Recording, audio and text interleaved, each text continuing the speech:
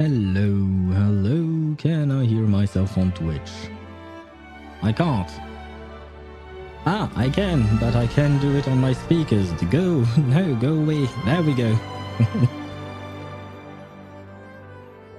Ah, there we go. Now everything is working. Okay, so I can hear myself on Twitch, which is great. Can I hear myself on YouTube though? Yes, I can as well. Great, everything is working except for my brain, but that is as usual. Let me switch scenes. There we go. Hello, and hello, Swevy. I see you use the Kuru, and it is indeed Kuru time for us today, since we are going to play some Honkai Star Rail. After all, it's been a while. It's been a while since we've played this game, but we are here, we are ready for Amphoreus Part 2.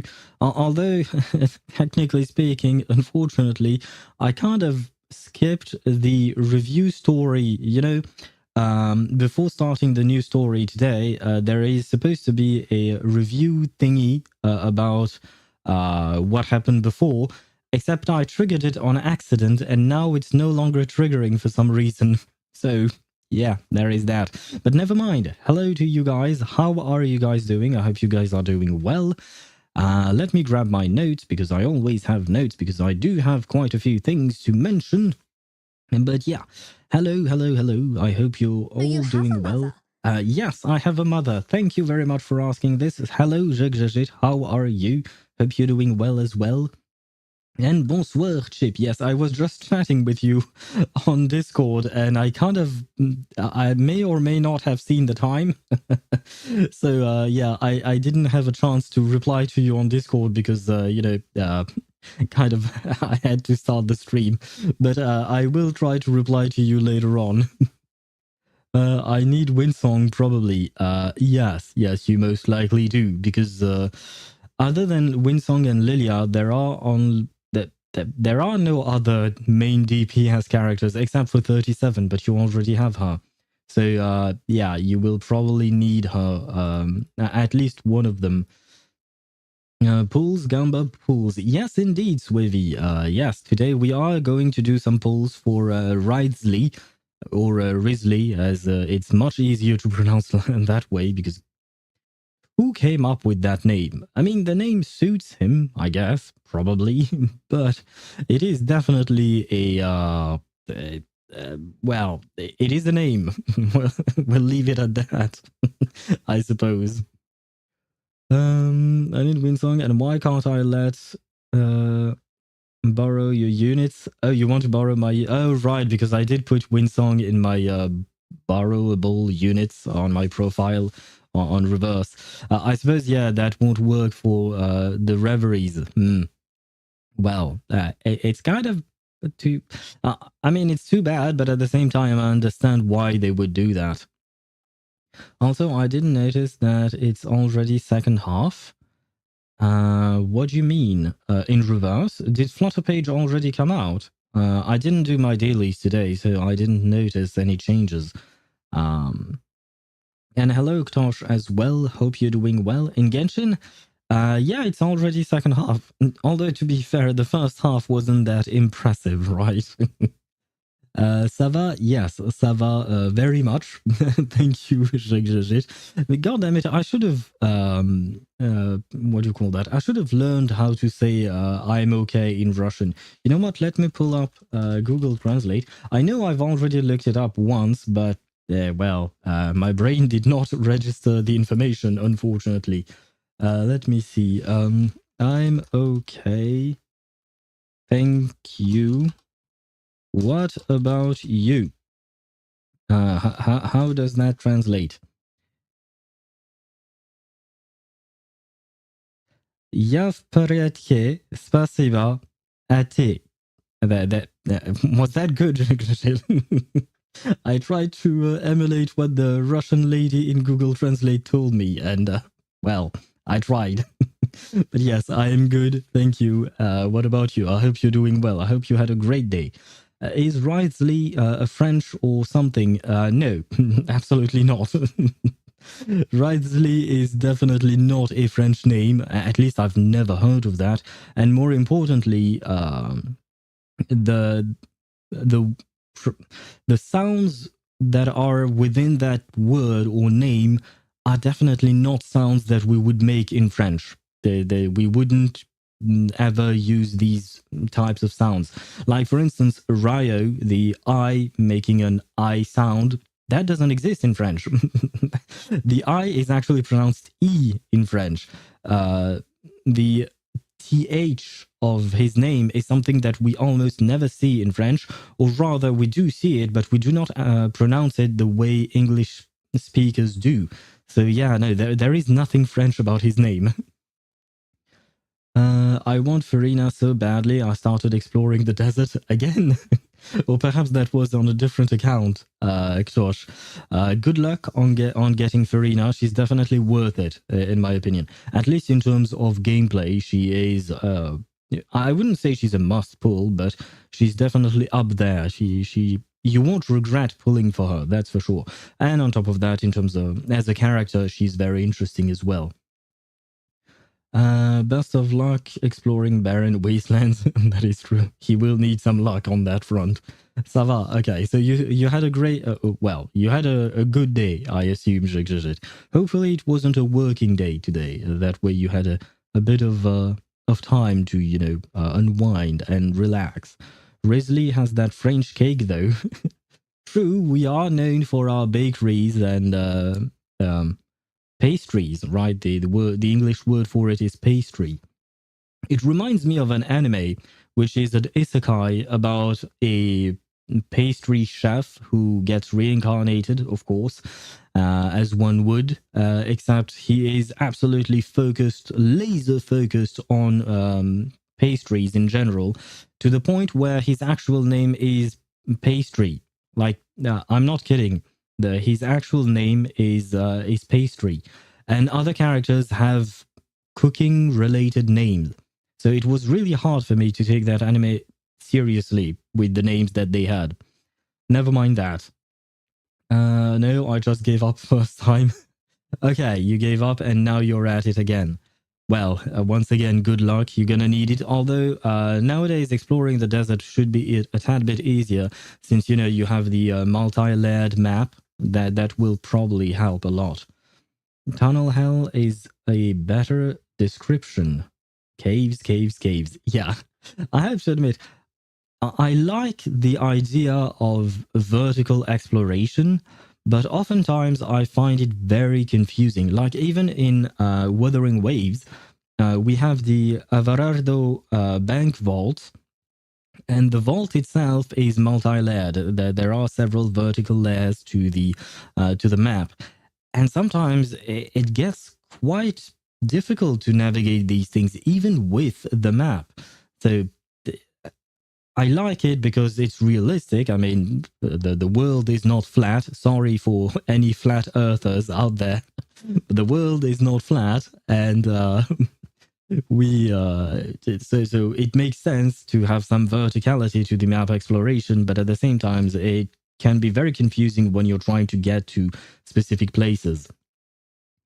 I am at 56 pity and guaranteed, so according to my calculation, if I will get 200 primos every day, I will get her. I mean, 200 primos should be doable. You should get, what, 60? Yeah, right. Wait, what? How much do you get from, what do you call that, from dailies? I don't remember. Yeah, you get 60 from the monthly pass, right? So that, and that totals up to 150. So you get 90 per day with the dailies. And then you also have the events and stuff, right? 60? Wait, so you actually only get 60 per day? Oh, shit. I thought it was more. So do we get 90 from the monthly pass? 60 from dailies, 90 from month. Ah, my bad. So I inverted both of those. I see. Well, hopefully that will be enough. Hopefully you will manage to get those 200 per day. Right, I forgot that you tend to pull every time you have one pull. You don't save up. Gosh, well, we all have our ways of gambling, I suppose.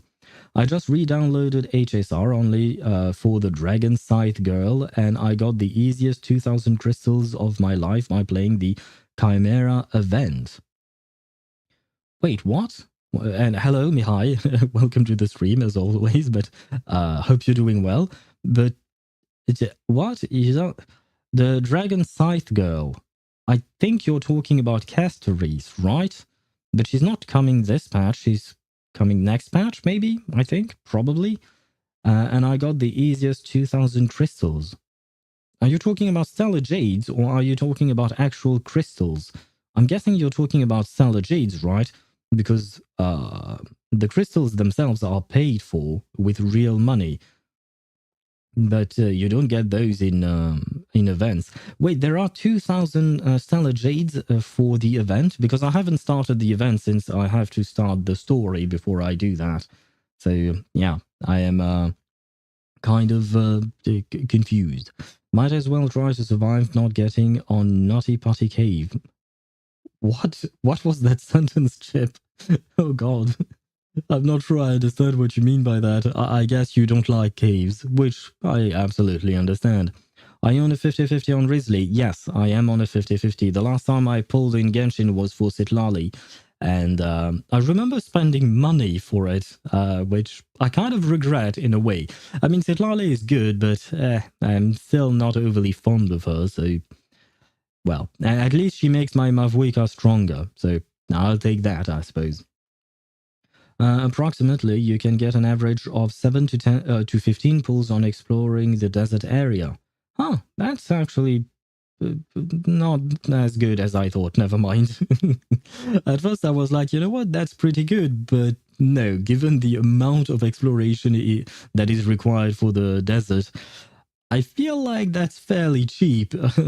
They could have given us more. Imagine saving. Well, we are trying. I mean, I save all the time. You've seen my polls. I always save. On one part. Ah, one part of the area. Okay, okay, so that's better. I thought it was for the entire desert. But no, if it's just one part of the desert, that means you should be able to get what? 20 to 30 to anywhere between 20 to 45 pulls, because 21 between 21 and 45 pulls, because there are 3 desert regions, right? Yep, I am pre-farming for her. Do we already know what kind of material she needs? Huh. Well, I suppose we probably do. I assume there are probably leaks about those, but I don't know if they've announced those yet, officially, I mean. Interesting. Good luck on pre-farming for her. Gotta get back in early to save. Gotta get back in early to save. What? Oh, do you mean that you have to get back to the game early in order to save for a character? Is that what you mean? Why am I not understanding anything today? What is wrong with my brain? It's like an entire temple worth of jades, and the event takes like 30 minutes max. Oh, nice. I guess I will try that. I mean, I've kind of farmed. I think I mostly finished all the events in ZZZ. Now, I finished the. I almost finished the fishing events. At least I think I got every single bit of polychromes there. And I've also done the Fall Guys event, which actually was kind of nice. You know, it was kind of enjoyable. The Fall Guy aspect was kind of fun, and the I guess it was kind of like Dress to Impress. I don't know of any other type of games where you would do something like that, where you would dress up and perhaps Infinity Nikkei, I guess, probably. That one was less my thing, but I got the polychrome, so that's all that is important.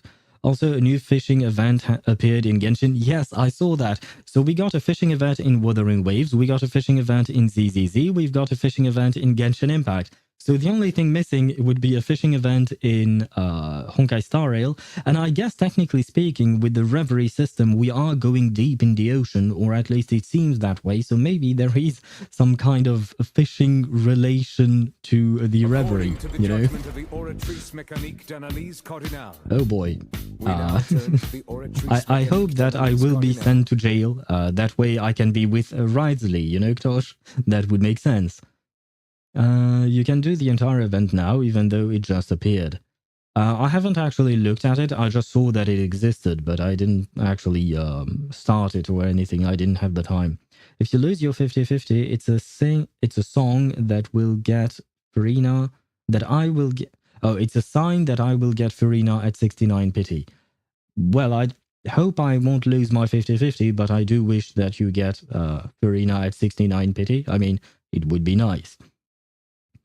Sitlali is not necessary. True. She's absolutely not necessary. She's a nice addition to the roster of characters. But yeah, I kind of regret pulling for her. In a way, kind of. It's not a full-on regret. I wish I could get myself reimbursed, you know? It's just, I'm not fond of the character, and gameplay-wise, she's good, but not necessary, as you mentioned. So I'm kind of sitting in between two chairs on that front. Don't really know what to think of her.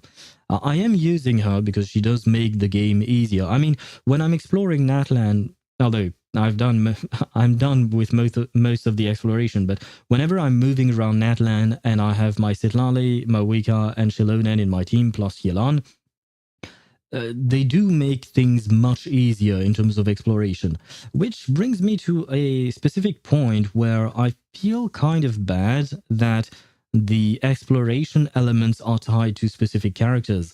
Like, I wish that we could do the things that these characters do, but without the actual characters. I mean, I guess we can do it with the Saurians, but it is not as streamlined, because when you do have the characters, you can swap between them and go further and faster and stuff like that. But you can't do that with the Saurians that you inhabit. I don't remember the actual word for it, but well. According to the judgment of the Why do you keep redeeming that specific one? Brain rotted. Sorry for contributing to that brain rot with CH memes. No worries, Swivy, no worries. I feel like I'm probably also quite brain rotted in my old age, you know. Also, new fishing. Oh, right. Shit, the fishing. I take it that you don't like fishing, Chip? Maybe, probably. I mean, so far, out of all the games, oh, and I forgot, technically speaking, we also have a fishing type of event in AFK Journey. You guys don't play it, I think, but I do, so I have been fishing quite a lot this past few weeks, which is kind of annoying. It's not exactly an event, but the game is pushing you to fish, basically. But never mind that. I was going to say something before I interrupted my own self, but I kind of forgot what I was going to say. Oh, right. What I was going to say is that out of all the fishing minigames that we've had in all of the games that we play, I feel like the one in Wuthering Waves is probably the best one. In my opinion, it's the one at least that I enjoyed the most. HoYoverse does like fishing. It seems that way, yes. But I don't understand why everyone is fishing this month. Like, seriously. I mean, for Hoyo... No, not even Hoyo games would make sense because they're all handled by different teams, right? So why?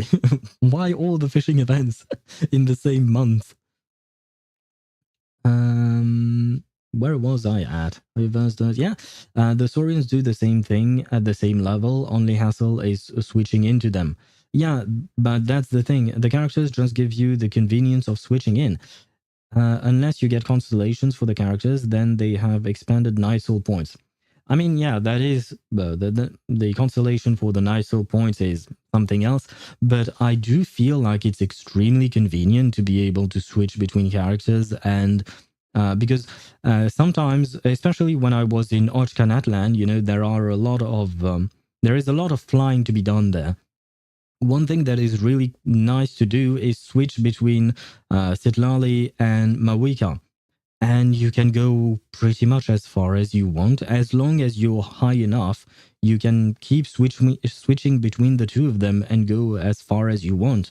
Whereas if you use the bird, there are some things that allow your bird to not expand that much stamina, but you have to find those. And there are quite a few of those things, whatever they are called. But I still feel like, yeah, it's much better with just the characters. I didn't progress the event quest yet. The event yet, okay. Summer events went early, for real, yeah. I guess it is because of climate change, you know? The summer came early, in a way. I mean, technically speaking, we are headed that way, but well, I'm not really excited about that, but never mind that. Where was I at? Oh, I actually managed to read everything, and I think I mostly responded to everything to the best of my abilities, right? Hopefully. But there was a couple of things that I wanted to mention before we actually get into the pulling session. Number one, it has come to my attention. Also, what's your pity at? Not a lot. I don't remember exactly, but probably less than 10, something like that. I've done 0 pulls after getting Sitlali, so I'm most likely less than 10 pity. But yes, there is one thing I wanted to mention. It has come to my attention that some people may, what do you call that? I forgot the words. That's kind of inconvenient. Yeah, okay, today my brain is definitely not working properly, is it? Can my master give me 1600 Primo Gems so I can get Farina? I will work for master faster. I mean, what exactly are you working? What exactly are you doing, Tosh? But you should not spend. You should not spend on these games. You should save. Weren't you trying to save for a what do you call that? For a computer, Tosh? My geography teacher gave my class a project that is due in a month. I just did that project in 5 minutes while shitting on the toilet. What kind of projects that is supposed to require a month, it can actually be done in 5 minutes? How does that even work? I mean, I guess congratulations, at least you finished with that, you know? So that's nice. But school is strange sometimes, I suppose. Anyway, oh right, I also wanted to mention, was it Chip or Swevy? I don't remember. One of you mentioned My dear friend Nokotan, the anime, right? I didn't watch the anime itself, but I watched the promotional video. It was Chip, okay. I watched the promotional video for it just to see, to get a feeling for the anime, and my god, this thing seems like insanity to me. It looks fun, I suppose, but this is like, what the like, why? What's going on with this anime? What's the story? What's the purpose? What is this anime trying to tell us? It was the brain rot of the season. Yeah, it definitely felt like it when I watched the PV. I am at a loss for words. The perfect brain rot anime. Yeah, you can definitely turn off your brain, and you should turn off your brain when watching that anime. Otherwise, it might damage your brain. Wait, I missed a few messages, but Master is going to is going to be the one paying though. No. No. That is not how it works. Especially because I am not your master. I have no idea why you came up with that way of addressing me. She gave us a specific nature area from Romania, and we needed to do a 1 minute long video about it. Wait, do you mean that you filmed yourself while on the toilet seat, Mihai? I don't think you should submit it to your teacher. Probably Chip, only anime I've mentioned is 86. Yes, I do remember that. And 86 is once again a great anime. A very big surprise for me because I went in not expecting much out of 86. Well, I wasn't expecting anything. I was bored. So I decided to watch it, and it was actually a big surprise for me because I binged watched the entire thing in 2 days. I mean, season 1 and season 2. Although I guess maybe it's season 1 part 1 and season 1 part 2, but you get what I'm saying, right? But yeah, a very big surprise, and I don't know when season 3 or season 2, however the names of these seasons go, I don't know when it will come out. I hope that it will at some point, probably, right? And speaking of new seasons, I feel like Solo Leveling is probably going to get a 3rd season because the way the anime is headed, it seems that we will finish the season before we get into the whole Ant Island things, I feel like. So I think that we might get a 3rd season for the actual Ant Island things, because otherwise I don't see how they would have the time to actually present this arc. So yeah, hopefully we will indeed get it. Where was I at? Because I want to respect Master. Well, thank you, I guess. And you'd like it? Yeah, I think I might like my dear friend Nokotan. And hello, Satoru. How are you? Hope you're doing well. We are talking anime things for some reason. Oh, because I started talking about it. That's why. But yeah, we are talking about various types of animes, I suppose. Will recommend the light novels. I'm not much of a reader. I have to admit that is my one biggest complaint about myself, is that I don't read much. I read a lot inside video games, but outside video games I don't. Because, yeah, well, I don't know. Well, I actually know, but it's kind of a long story, not that interesting, to be honest. But maybe one day I will start reading these light novels and mangas and stuff like that, especially because some anime don't get a 2nd season or stuff like that. So I wish I could see more of whatever is happening. So I might start at some point, but I feel like 86 is probably going to get another season at some point. It was a great anime. It was really well received. So I think I'm probably going to wait until it comes out.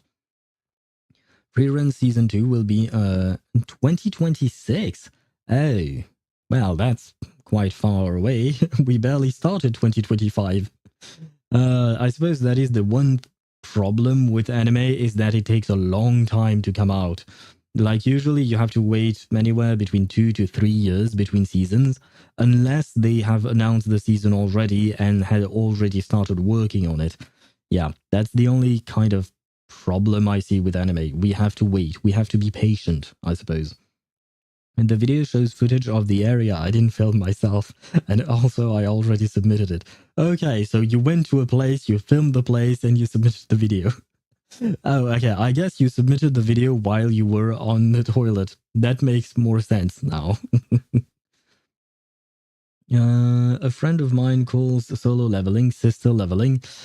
Hey, to be fair, I mean, the anime itself is normal, I would say. The relationship between Sung Jin-woo and Sunjina, they are normal siblings, I think. But it's the fans that made the whole situation very strange, right? It's the fans' problem, right? Peak mentioned, indeed, Peak it is. You can use audiobooks instead of reading. The problem is not about reading itself, it's about taking the time to do so. And if I start with audiobooks, I feel like I wouldn't be paying attention to the audiobook, I would be doing something else, and then I would not actually enjoy the story. Although I suppose they could come in handy in specific situations. Why read a book in real life when you can read the novels in Genshin? Well, it's kind of what I've been doing. I read a lot of the books in Skyrim, for instance. I have explored the Skyrim map so much that I got a lot of books, and I read most of them. So yeah, that's what I do. We 86 fans have been coping for another season for a long time. Wait, when did 86 come out? Hasn't been that long? My dude, 2026 is in 9 months. Perfect time to get pregnant. Well, I have to admit, when I read your message, I thought about it, but then again, well, I can't really get pregnant, and as far as I know, you can't either, right? So that might be a problem. And as you know, I'm not overly fond of children, so I don't think that getting pregnant or having a child would be a good idea for me, you know? You can use books while taking a bus or doing chores. Fair point. Yeah, that's actually, I wasn't thinking about doing chores, but I was thinking about taking the bus or subway or stuff like that. So, good point on the chores part as well. 3 years, 2021, no news at all. The initial release also had issues. They split the season into Core 1 and Core 2, so we aren't that hopeful, just coping. Oh, well, now I'm sad. I was actually thinking that 86 would get another season, but oh well. Do you know which studio made the anime? Maybe we can, continue coping with that. Maybe that studio does not have a current project or something. I can't wait for the next season and the movie of Chainsaw Man and the next season of Don't Toy With Me, Miss Nagatoro. Wait, Don't Toy With Me, Miss Nagatoro is getting yet another season, so that would be season 3, right? Because I believe there are 2 seasons of that. And as for Chainsaw Man, I kind of liked it, but at the same time, I couldn't connect to the characters. I suppose the only character I kind of liked was Pochita, I think was his name, the orange demon dog thing. But the other characters, I don't know. I felt kind of distant with them, but the animation was great, and the story itself is kind of intriguing. Soul Chain is the best anime. Well, I wouldn't call it the best, but it is a good anime nonetheless. I relate to Denji a lot, poor and horny. I mean, when you put it that way, I suppose a lot of us can relate to him, I guess. Not exactly what I had in mind, but you know. And meanwhile, I'm here waiting for Yuru Camp Season 4. I mean, I still haven't started Season 2 of Yuru Camp, but it is a good anime. And I guess it could happen. I mean, if they already have 3 seasons, I don't see why they would stop. Because in my opinion, if they made 3 seasons of the anime, that means the anime is popular enough to warrant 3 seasons. So a 4th one would make sense, I think. Start with T-Bait. Oh, for the light not the light novel. Well, yes, the light novels. But do they have an audiobook for the beginning after the end? Although technically speaking, I am going to wait for the anime itself. And meanwhile, I read that. I said I want Verena so badly, but now I'm punching NPCs in Fontaine while watching your stream. Why are you punching NPCs? What did they ever do to you? For some reason, I dropped Chainsaw Man after 4 episodes. I mean, I feel like, it can... understandable. Honestly, I was considering dropping it. I just stayed for the animation bits of the anime. As I said, I kind of feel like a disconnect between myself and the characters, so I don't care as much about what happens. But yeah, I will probably keep watching it though. I feel like I'm a boomer. Shonen just doesn't hit the itch for me anymore. I mean, it kind of, for me, it kind of depends on the shonen. If it is a screaming idiot as the protagonist, then I probably won't watch it. But overall, shonen anime, I'm kind of in between about shonen anime in general, because I really don't like the screaming idiot protagonists in general. I mean, I've said that much earlier, so anyway, I mean, I don't think it's a boomer thing. It's just that, with age, your tastes evolve, so there is that. And Swivy, you mentioned A1 Pictures, and they are busy. Yes, they are very busy. They are always very busy. So I guess we can stop coping then, probably, maybe. All 11 books have audiobooks. Interesting. Huh. By the way, I am going to launch the game. I'm going to start with Genshin Impact, since we are going to do the pools, and then we'll start the Amphoreus story, which seems to be just as long as I thought it would be. So, well, we'll see how things go. Yes. Thank you, Launcher. Why did you take that much time? I'm bored and I have nothing to do. I see. Very much a Gen Z thing to to hear or read about, I guess. I'm shocked that Verena's signature weapon is actually not the best weapon for her. What is the best weapon for her then? Because I thought it was, but I'm actually curious. What would be her what do you call that? Her best weapon? R5 pipe cooks? Ah. Oh yeah, key of Kar. Oh, the key of Karshnizuts, the Nilu weapon. Oh. The best weapon for her is the Favonius sword. Oh. I mean, it depends on what exactly you want from her.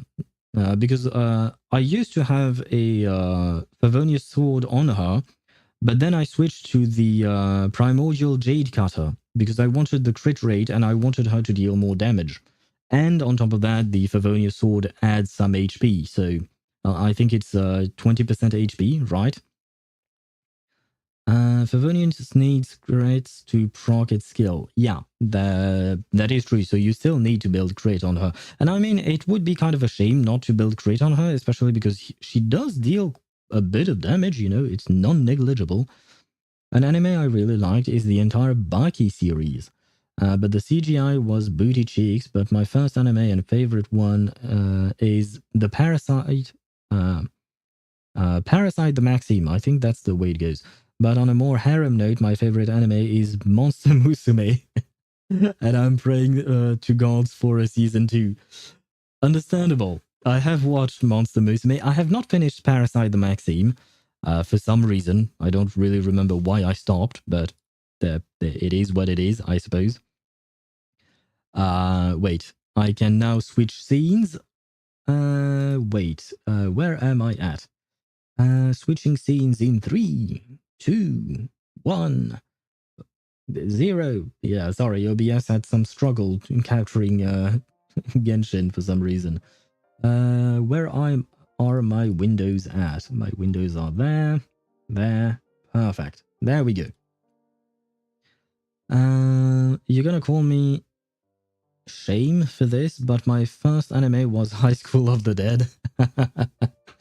I mean, fair enough. Understandable, I have not watched it. It is on my to-watch list, I think, but... Well, we all know what kind of anime that is, you know?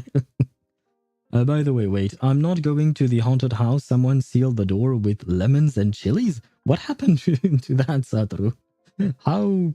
What? Why? What's going on? And check Discord. What is on Discord? You probably won't understand it, but the video is about glazing the main character.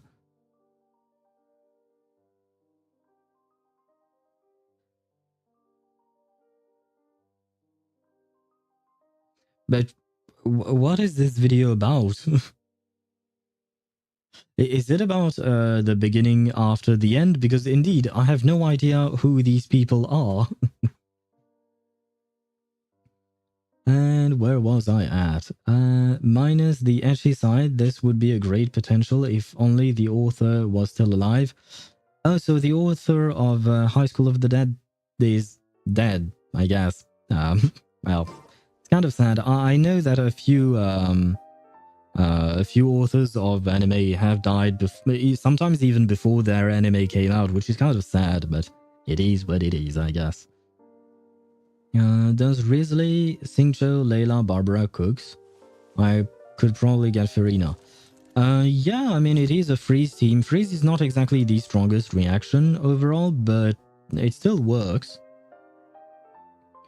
I was watching Monster Musume once while doing homework and my father caught me and I didn't have enough time to close my phone and he thought I was watching hentai. That happened when I was 13. I mean, to be fair, Monster Musume... I mean, I've seen worse. I've seen things that are very closer to hentai than Monster Musume, but it is pretty ecchi. Especially, I don't know, wait, is there a censored version of the anime? Because I think I watched the uncensored... Well, I didn't really look up what I was watching, I just watched it. And to be fair, it's a very good comedy, in my opinion. It's very funny. I didn't watch it for the naked Lamia or something like that. I watched it because it was really funny to watch. It's a very stupid anime. And about, yeah, obviously, that's what I said. Fair enough. And about the story about lemons and chilies, as your stream starts around 11 p.m. for me, I've been going there for luck. Yeah, I know that you've been going to the house for luck. I just don't understand what the lemons and the chilies have to do with sealing the door. You know, why would they seal that with lemons and chilies, you know? Shatter is totally the best elemental reaction. Oh man, don't talk to me about that. I just tried Fremine because he was in the trial things for Charlotte, I think, maybe. And man, it's really, goddamn, it's really bad. I am at 5 pity. There you go. I am at 5 pity. I have a little over 100 pulls. So we will guarantee ourselves at least one 5-star character. To be fair, I have pre-farmed for him. I have everything ready for him. To level 90 him, I have his... I don't have his weapon. I have the Witsit for him at level 90 as well. R5. I can triple 9 his talents. What else do I have? I have all of the scarabs thingies, machine things he needs, which was really a pain. So I would really like to get him, you know, just so that it would have made my time worth it. Because otherwise it would be kind of sad. And it worked, and apparently some guy who went there to take a shit near the place saw some lights inside the house for a couple of days, and that random dude thought I'm some kind of ghost. What the hell is going on in your life, Satoru? Oh man. And why is a random dude taking a shit in that house in an abandoned... Oh, I see. Well, I suppose I see. Maybe. My prediction are you will get Jean and then Risley in the next pool. I see. Let's see what your predictions are. 78 and a win for Chip, and a loss then a win for Ktosh. In Monster Musume, looks-wise, I'm head over heels for Lala, but personality-wise, I would have to go with Rhagnera. Rhagnera is the spider lady. Honestly, it's been quite a few years since I've watched that anime, so my memories are kind of they're nowhere to be found. But in terms of looks, you're talking about Lala. Which one is Lala? Because I don't remember their names. I just remember the Lamia chick, the horse lady, the slime girl, the spider lady, and I think there was another one, but I can't remember who it was. And he didn't have the courage to check the house during the nighttime, so I checked the house the next day, and obviously to enter the house, I broke the door and entered. So he thought the ghost was living there. God damn. So he even brought a priest to cleanse the house? Oh my god. You should make a movie out of this. Joke, you will get C7 Chi-Chi at rock bottom 90 pity. Well, first I would have to get C6 Chi-Chi, which I certainly hope that I won't. Activate a streamer luck. I think, Swavy, you meant luck and not lick, right? Minus 2 years lifespan, plus 50% on the 50-50 win rate. Hopefully, yes. Lana is the immortal girl with a scythe that pretends to be death. It vaguely reminds me of something, but I think I kind of forgot. Anyway, after 48 minutes of yapping, it is time for us to start pulling, finally. So let's go at it and pull, I suppose. As I've mentioned, Wriothesley, I have everything I need for you, so please come home early. Come on. It would be nice. Ah, great. I have a C6 Mika. Let's not talk about why I have a C6 Mika. Okay, yeah, no, I have the perfect reason as to why Wriothesley should come home. Because to the judgment of the Oratrice Mécanique d'Analyse Cardinale. We now turn to the Oratrice Mécanique d'Analyse Cardinale. I see. I had to listen to it in its entirety, but I have the perfect reason for why Wriothesley should come home. Last Monday was my birthday. Yes, I am now even older than I was before. Don't mention it, please. But last Monday was my birthday, and for a birthday, you need a cake. And guess who got a bakery? So it would make sense that he would come for my birthday, right? Come on, Wriothesley. It didn't work. Well, yeah, at least I tried. Happy 40th birthday. Not my 40th, but I'm getting closer, I guess. I mean, we all are, technically speaking. Congrats. Thank you. I turned 32, which is kind of hard for me to understand, but well, it is what it is. Nice excuse. Now I know that you have birthday on March 32nd. That's not how it works. But there are no 32nd days in March. But well, sometimes I'm really at a loss with you, Tosh.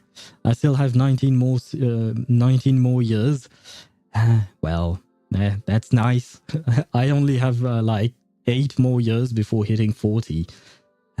Well, let's not talk about that anymore. I need a cake. Please, Wriothesley, I need a cake. I said a cake. Where is my cake? This is not a cake lady. This is a paparazzi lady. March 3rd. Yes, that is indeed my birthday. Wait, last Monday, which means you had the same birthday as Chi-Chi. Yes, I do share the same birthday as Chi-Chi. That is true. That is true. And there is nothing I can say about that. Which I hope it doesn't mean that I will get Chi-Chi here today. I'm looking for a cryo character, but a man, you know, I need a man in my life, which sounds kind of strange, but you know, I'd rather have a man in my life than a little child zombie who died. So please, Wriothesley, come home right now. Still a nope. We're at what, like, we're at 45, I think, right? Gay? Yeah, I suppose so. I'm always here. Yes, you are, Tosh. Don't know why you wrote that, but yes. 25. Oh, October 25th, I assume. Cake day with my queen. Eula, I guess. Oh, you share the same birthday as Eula. That's nice. I wish I could say the same instead of sharing my birthday with Chi-Chi, but well, it is what it is, you know. Okay, come on. What else can we ask for? From now on, she's ruler. I did read that as well. It's a funny way of calling her though. Yola is ruler. Yes, she is the yeah, there you go. I have the Queen of Cryo, which is Eula. I have the Queen of Cryo, so I need a king, right? I need a king of Cryo. So please, Wriothesley, come home right now. We are at 55 pity, and we do not believe, unfortunately. Well, at least we tried to believe. And yes, I convert. Oh, don't I have Charlotte at C6? Oh, well, I suppose that will be nice, I guess. My birthday is one day after Diona. Oh, God. I mean, I don't like Diona, so that's why I reacted that way. Maybe you actually like Diona, who knows? My birth says can't cook. Oh, you share a birthday with the Raiden. That's nice as well, you know. It's better than Diona or Chi-Chi, you know. At least in my opinion. After Skirk, she won't be the queen anymore. My birthday and Raiden's birthday is on the same day. Oh, so that means that both you and Chip have the same birthday as well. But when is that? Because I don't remember when Raiden's birthday is. I ran out of things to say. Please come home. I am French. You are French. So, you know, as a compatriot of the same nation, perhaps you could do me a solid and come home to me right now. Never mind. Can you check when her birthday is? Wait, do you not know when your own birthday is? And Satru, the Mamma Mia is still not French. It's still Italian, mostly. Have you brought tea? Yes, I have tea. So, you know, I could offer you some tea, especially because I have Sri Lankan heritage, sorry. So, well, I don't know myself a lot about tea. My family knows a lot about tea. I have visited some tea plantations and stuff like that. So come on for the tea, Wriothesley. The tea. Ah, shit. No tea for me. And no tea for him, I guess. Hold Siegeween hostage. Well, the problem is, I don't have Siegeween. But I could take Siegeween hostage just so that he can come and save her. So I will take Siege... Does anyone here have Siegeween, by the way? He likes baddies. Equip Lisa? I don't think he would like... Oh, no, you know what? Wait. You're right about one thing. He does like baddies. So wait, I am going to equip all of his friends. Where are his friends? I need... Nouvellette, Farina, and Clorinde. And who else? Who else is there? I got Siegeween on the account Ktosh gave me. I mean, okay, yeah. Well, can I borrow your Siegeween to take her hostage? Not gonna include Clorinde. Never mind. Yeah, no, I of course included Clorinde. Especially because I really like that dynamic. Also, do singles. Or I could. I don't know what pity I'm at though. Jump off with Clorinde from the chamber. It will work. I don't want to kill my poor Clorinde. You know what? I will keep my Yelan just because Yelan is nice. Oh no, never mind. I will grab Shenhe because Shenhe can work with Wriothesley, right? And why is my game so slow for some reason? To join you. Only put Clorinde and leave the rest of the team empty. Trust me, it works. Well, the trust me, it works. I'm not entirely sure about that. You can teleport away if you lose. But, How do you jump off the chamber though? Because the chamber is what? Because you can't really jump off anything in the Fortress of Meripede if the game actually wants to load. Oh, the Jade Chamber. Oh, I did not read that. But why would he have any connection to the Jade Chamber? Okay, you know what? I am going to trust you, Satoru. That's the actual curse place. Don't. Ah. Maybe I should not trust Satoru then. I mean, to be fair, I am already here. You know what? No, wait. I know where I have... Well, I don't actually know where I have to go exactly. Do you guys remember where Siegewin is? Or rather, her office. Is it... Yeah, I think it might have been upstairs, right? We're killing Clorinde, so he will come. He wouldn't come for killing Clorinde. Second floor. I am there, right? And it's supposed to be that way. But now... now I realize how slow it is to move in this game. Is it that way? Never mind. This leads us to the outs... No, this is not her office. One of the rooms, yeah. Yeah, but which one exactly? It's probably the other one then. Man, it's so slow to move with with characters that don't have movement things. Is it this place? No, it's not.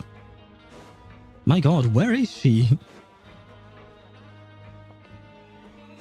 Is it this? It is this place. And we have Melusine as well.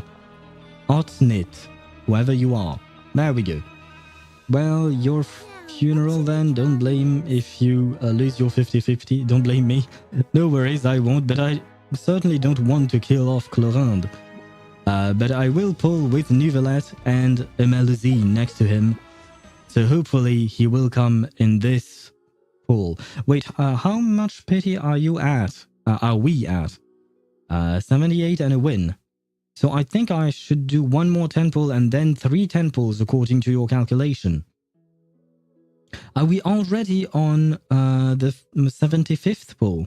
Okay, so I will do single pulls then and see whether or not we get him at 78 just like you said. Let's see. That was 76, 77. And that should be 78, right? Wait, if you're on EU servers, add me on the account Ktos gave me and I will come as Siegewin. I mean, we could, but the one problem I have is that some ads are going to roll in 5 minutes, so I would really like to be done with the pulling because I don't want the pulls to be interrupted by the ads. So thank you for the offer though. Verena, please. What? Next one, imagine you're doing 10 pulls on the standard banner. No.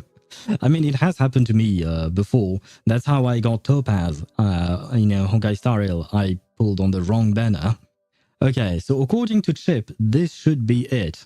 Come on, let's see it. Come on, please. Chip. Chip, it seems that your prediction was incorrect. Maybe it will be the next one. You know, sometimes we are not at one pull. One pull is close enough, right? My fate's lagging. Yes, we will call it lagging. So maybe it will be this one, 79, right? Come on. For my birthday, for France, for everything. It is Hello, him. Please try to quickly summarize your intents and goals for this meeting. Oh, you're not here for business? Well, that just makes me even more nervous. All right, then perhaps we should sit down and discuss things in a little more detail. Oh, and you can call me Your Grace. That's what they all call me down in the fortress, and, well, I kind of got used to it. I see. According to the I kind of judgment, forgot the how much yapping they did. We now turn to the Oratrice Mechanique. And now I have to wait because I like hearing Neuvillette's voice. But yes, we finally got him. I'm the only one who has the power over the fate itself. Never mind. Well, I'm just glad I managed to get him. That was lovely. Thank you very much. Thank you for your lagging prediction, Chip. It worked like a charm. So I got my Wriothesley, which is great. Now I have to build him, though. And you know what? I'm going to build him while the ads run because well, it's not exactly the most interesting bit to see. See, how many constellations? Oh, I only have a C... Oh, never mind. I do have C6 now. I never mind twice. I actually don't have C6 Charlotte, which is kind of too bad. Oh, I didn't have C6. I still don't have C6 Chongyun. And there he is, our beautiful cryo boy with that cake. Look at that cake. Just for my birthday, you know? Pre-farmed? Yes, I have pre-farmed for him. I have everything. I am going to steal things from... what's her name? Sucrose. She's been my placeholder for him. Not C6 strongest after 4 years. Don't ask me how that happened. I don't know, man. I don't know why that would be the case, but yeah, still no C6 strongest for some reason. Oh right, I want to steal things from Sucrose. There you go. Because Sucrose has been holding these things for me. There we go. And wait, yes, sure, you can come to our world. Why not? I don't really know why you wanted to come home, but to come to my world, but you're welcome here. Why defense? Did I actually put defense on him? Maybe I did that on accident. Wait, let me see. What did I do? Oh. I guess it... Oh, it's because it's not the right set. Right, no, it's because my attack piece is not on set. Thank you for noticing that. I did not. Yeah, there you go. My attack piece is offset. It's my off piece because I didn't manage to farm one. So there we go. That's it. And this is my Wriothesley's stats. I feel like it's pretty good. Wait, what happened? Oh. Can I smell that cake, please? And then he left. I see. I feel like I'm probably never going to agree to Ktosh ever coming back to my world at this point. He is still as strange as ever, isn't he? He smelled the cake and then he left. Yep. I mean, it is a nice smelling cake, I guess. Probably.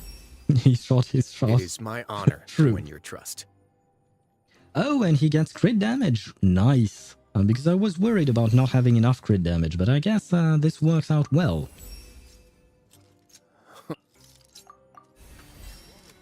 Many flavors to the discerning palate. Mondstadt's water is crisp and pure. What is it? While water from Liyue has an enduring aftertaste. In Inazuma, the water possesses a depth of flavor unlike any other. Sumeru's water, meanwhile, has a rich and complex flavor profile. Why is he yapping? Be savored patiently to fully appreciate it. What? Why is he yapping while I'm in the middle of a menu? Oh, it's because I'm still in co-op because of Ktosh, I guess. There we go. That's why I couldn't understand why he was yapping in the middle of a menu. There we go. Now it makes sense. 33 crit rate, damn. Well, I mean, he is on Marechaussee Hunter. And he has, he will probably be played with other cryo characters, so he will gain a lot of crit rate in general. So there is no point in building him with crit rate, you know. Because what, Marechaussee is 36 crit rate? Yeah, it is 36%. So we go up to what? Well, we go up to 69%. Who is that? I'm not going to accept this. Who is that? Oh, it must be Ktosh as well, because with his, you know, his very strong Shilonen, as you know. 69, nice. Yes, indeed. We go up to 69 crit rate, and then you can get 15% from cryo resonance and another 15% with what do you call that? Another 15% with frozen enemies, if you do have that. So that's why I only went with 33% crit rate. Otherwise, I would over crit at some point. Excuse me. My apologies. I was just caught off guard by the absurdity of the situation. Why are you laughing, Satoru? What happened? But for real, check my Shilonen Sands. I will afterwards. And during aftertaste or the heavy metal taste lasts a long time. Well, I mean, don't drink anything with heavy metal in it. You will die. Where was I at? Let me do this. 10 pull in the weapon banner won't hurt. I mean, we could, I suppose. But I'm going to wait until the ads are done before I actually do the pulls. I will do one 10 pull because why not? I see. Well, I had not planned on that. I thought I had everything needed. I mean, I do. I just need to craft them, but I thought I had crafted everything. My apologies. Can you even drink heavy metal? You can drink liquids that contain heavy metal, yes. Which, I mean, when I say you can, it's theoretically speaking, you can do that. But I would advise against it because you are going to die. Didn't see that coming. What did I see coming? What? Let me see. What did I need? I need these things. Oh. Oh, wait, what? Oh, that's why. Okay. Because I crafted these guys. I crafted the yellow ones, or the orange ones, the big ones. But I guess I do need a few more here. No, the satisfying moment is ruined. What satisfying? I don't know what you're talking about, Mihai. I thought you listened on them. Shake my head. Listen to what exactly? I am so confused today with you guys. You people say things and then I don't understand them. Where was I at? Or did you actually mean metal? Heavy metal? Wait, what? What is this conversation, guys? The satisfying moment of fully upgrading a character without stopping? Oh. I like signs of strength and hope. They give me reassurance that tomorrow will be better than today. This isn't to be pessimistic, but it's impossible for the present to be without its doubts and troubles. That's just the truth. But come hell or high water, if nothing else, then at least we'll be able to figure it out together, right? He yaps a lot more than I anticipated. Holy yappers, yes, exactly. I'm glad I'm not the only one thinking about it. Because even in his introduction thingy, you know, when I just got him, he yapped a lot more than I thought he would.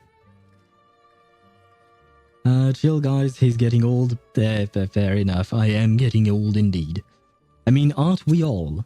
Tomorrow won't be better, that's how I think anyway. Have you ever heard of a character named Zhongli? Yes, I have. And I actually do have him. Just let me favorite this guy. There we go, perfect. And talents as well. Could you guys remind me of his combo? It's skill, NA charge attack, I think, right? Let me see. There you go. And 9. Perfect.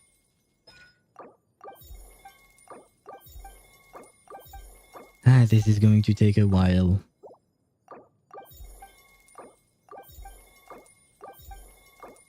There we go. 9. Perfect.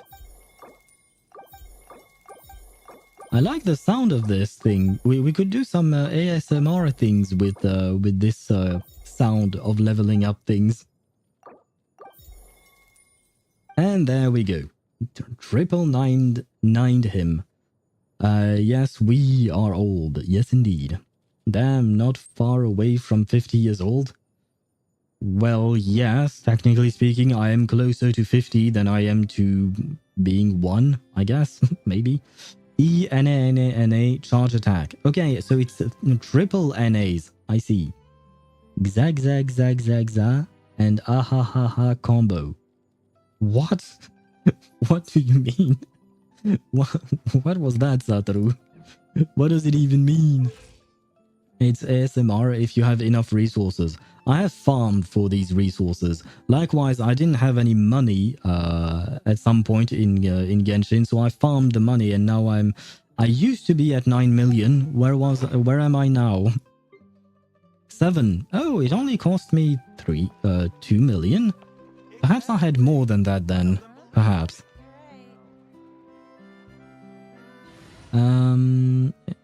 After he releases the Drum Punch CA. A charge attack.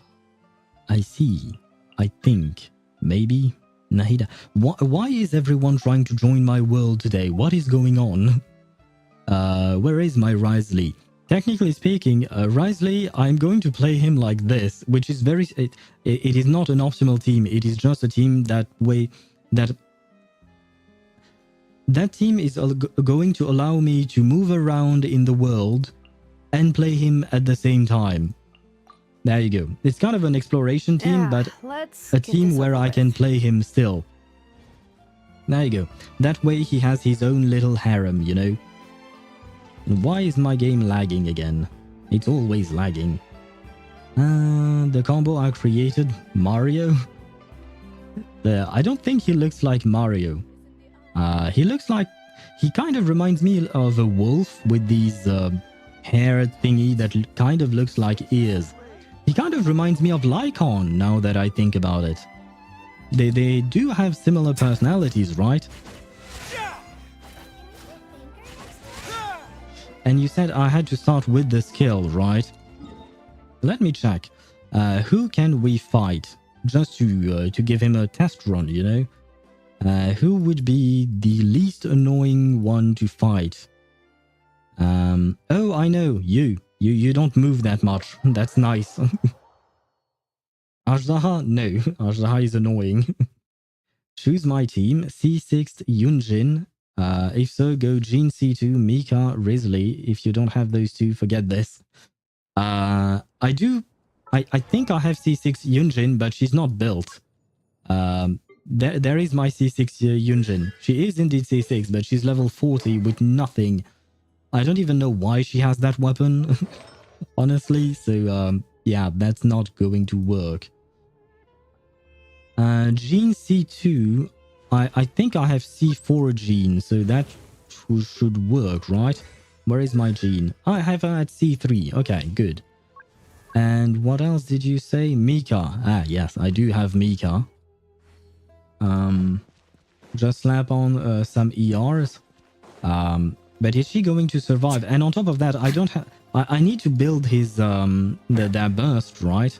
Let me try it with this team just to see how it all goes. Hopefully, well, you know. Bring it. Never mind, wait. Before I actually try things, let me try something else in order to stop the lagging, because it's kind of annoying. And Gene_C2. What is going... I think our dear friend Ktosh is very bored. Which is kind of sad, but... Here comes let me see. Busted. Never mind. That's not what I meant to do. So, skill. Triple NA. I don't think that worked quite as well as I thought. I died. Well.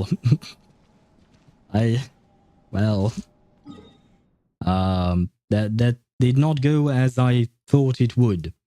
Satoru suggested the plant, but I think the plant is going to die very soon, right? Where is the plant? No, it's in Liwe, right? Yeah, it is here.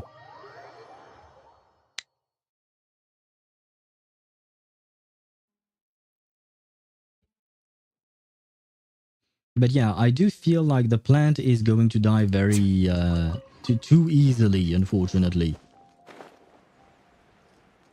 You know what? I might actually not change his wings. These wings actually go well with him. Holy skill issue.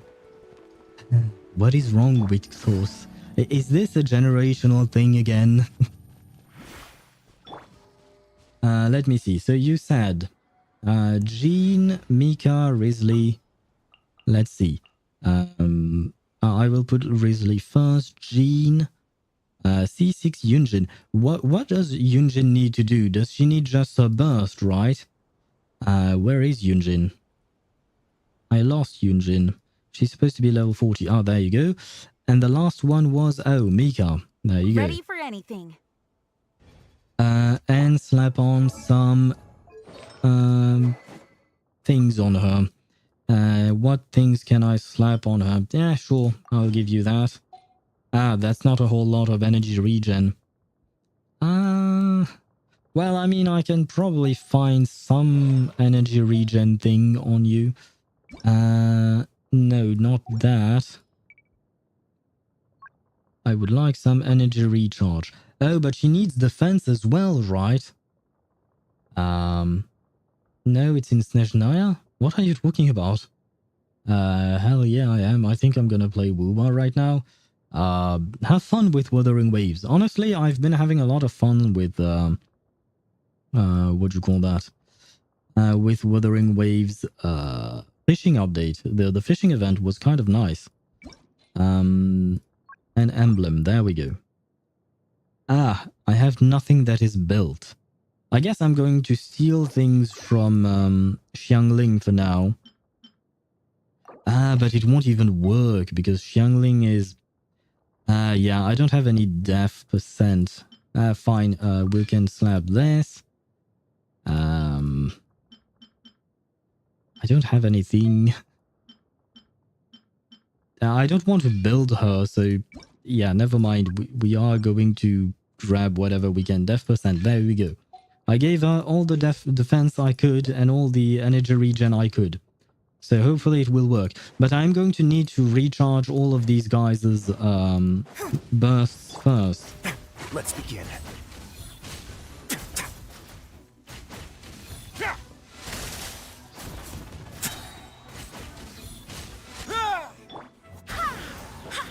You know what? Getting their burst is actually much easier than I anticipated. No? Leave me alone. Okay. Oh, but I need water. How do the... Oh, wow. Proc Yunjin's burst, Mika E, collect gene particles with her. Okay, I will try that. Hopefully. Go away. And by Mika and Wriothesley, bon appetit. Okay. Let's try this then. Burst. I forgot about... Too bad. I don't think any of what I'm doing is working. This is not the proper rotation. But it worked. So, well, I mean, the plant is not really that strong, to be fair. But I think I screwed up the entire rotation. It will take me a while to get used to it, but eventually I will, you know, eventually. Oh, no, I will return to the fortress and put him in jail. That is not the fortress. The fortress is there. Perfect. Main stat won't matter as long as the ER is high. I see. Use the catch weapon instead of level 1 weapon. Sure. I mean, it doesn't really matter, but overall, I'm just going to put him back to where he belongs. And then, because we have to start the Amphoreus story at some point, otherwise we'll be here forever. But I will brush up on my Wriothesley, what do you call that? Rotation. And once I have things figured out, I will show you again that I can play Wriothesley. Wriothesley, Mawika support, Bennett, Sitlali would work. Yeah, it could. I suppose it could. That is more or less how I'm going to be playing him, at least for now. But, I mean, in exploration, I'm going to play Wriothesley with Moika, Shilonen, and Yelan. But I feel like I would probably go with a team similar to what you mentioned. Probably with Bennett and what's her name? I forgot. The girl whose artifacts I stole. She has a cooking dude, Guoba. Xiangling! There you go. Why did I forget about her name? I'll probably play him with her. That way they can melt, and I think that it will work pretty well. Anyway, it is time for us to switch. I forgot to switch from the just chatting to to Genshin on Twitch. Well, I guess that's too bad. I mean, at least now I thought about it, so, you know, we are going to go to the just yapping scene. I said the just yapping scene. My god, everything is screwed up. It's fine. Everything's fine. We're doing fine, right? Everything's fine. And let me... Okay, yes, I have to quit Genshin. And I have to launch Star Rail. Because at some point we do have to try to start the story. Especially because I saw that the first couple of acts are supposed to be okay in terms of length. Rather short, I'd say. But the third one is extremely long. Like there are 36 steps or something like that. So I don't even know if we'll manage to finish that in one day. And by the way, I'm just talking about finishing the first 3 missions, right? Not the entire thing. I'm not sitting here for 10 hours straight. That's for sure. Where is my Honkai Star Rail? There you go. Did you guys do the Honkai Star Rail story already? Did you finish it? I believe Chip finished it, right? I'm not entirely sure. But I hope you enjoyed it. What did you think of it? Without, of course, spoiling anything. It only has 7 or 8 hours long. I mean, if speedrun, yeah. I think I am the opposite of a speedrunner. I think I'm the absolute opposite of speedrunner. Oh god. Watched others play it. Seems better than 3.0. Oh, nice. I mean, I personally quite enjoyed 3.0, so hopefully that means I will enjoy this as well.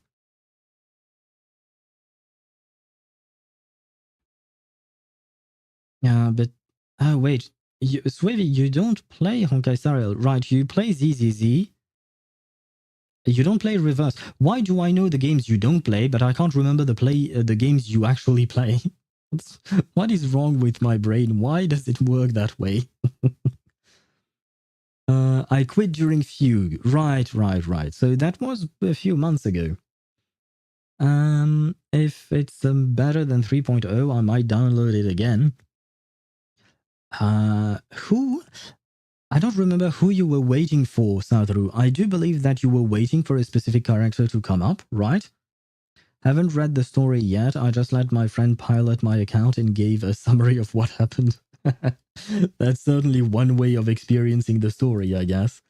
And let me switch scenes to Honkai Star Rail. There we go.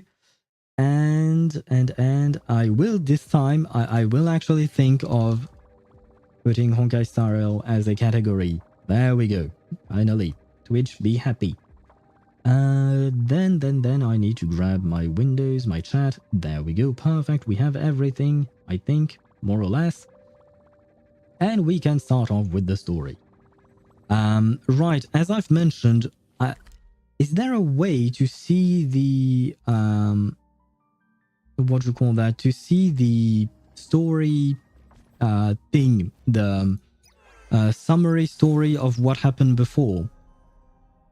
Because I reset it, or rather I watched it without watching it, because I didn't have the time. Quests, okay. MOC has reset. I don't think it's MOC, it's Apocalyptic Shadows. Right, yeah, it is Apocalyptic Shadows. Which I'm not really too eager to try, honestly. What was I going to do? Oh, right, quests. There you go. Fate's Atlas? Wait, what? What is that?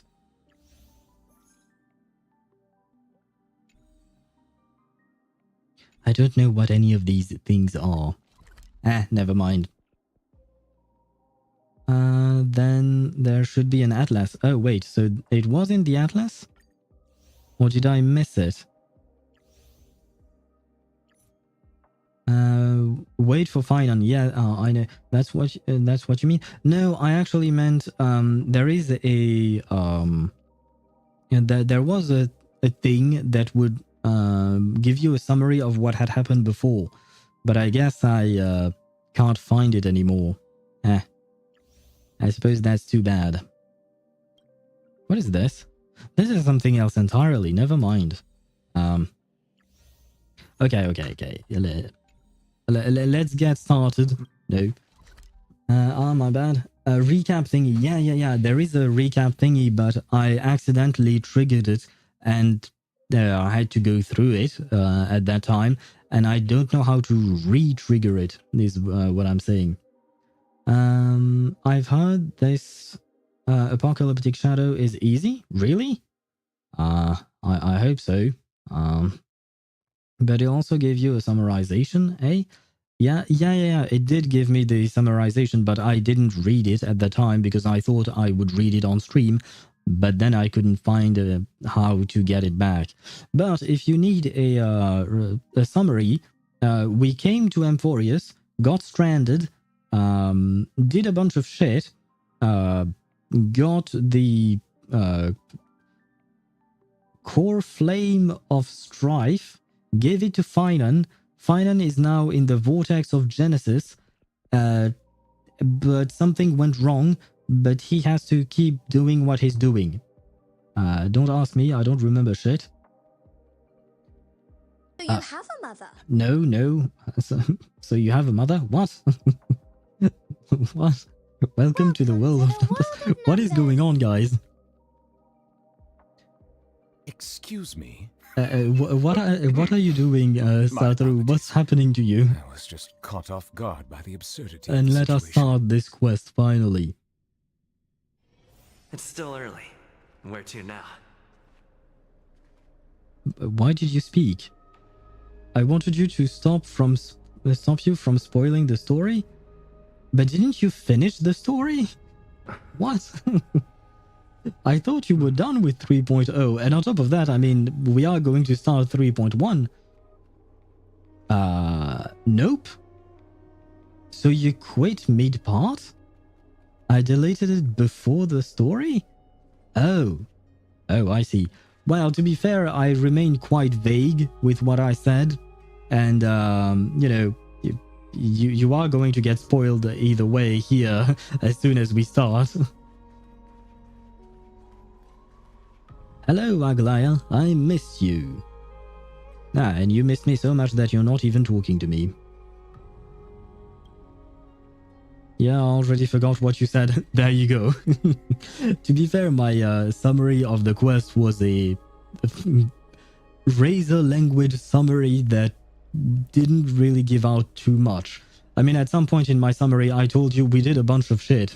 So, to be fair, yeah, it doesn't really spoil you anything, right? Did I cook 50% crit rate, 180 crit damage at rank 40 on Phoebe, and the set gives me crit rate 2. How much crit rate does the set give?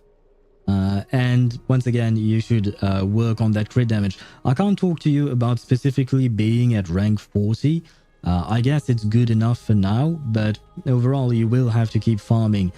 You would want to try and get her crit rate to be around 270, 280, something like that. There is one way to stop you from talking, and that is interrupting you. Fair enough, that is true. Aglaya, with all due respect, this trial is taking far too long. It doesn't tell how much. That's because you don't have the, what do you call that?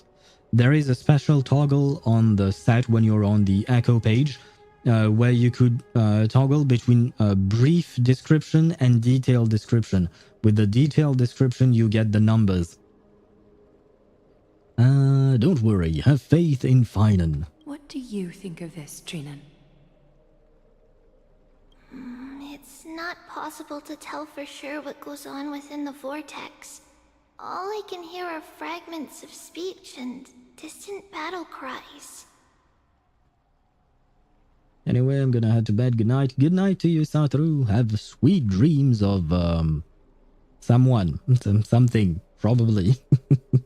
I can't think of anyone or anything in particular right now. But have sweet dreams, and I hope you will rest well. That's the wording. 20%, so you are at 70 over 180. That's pretty good, then.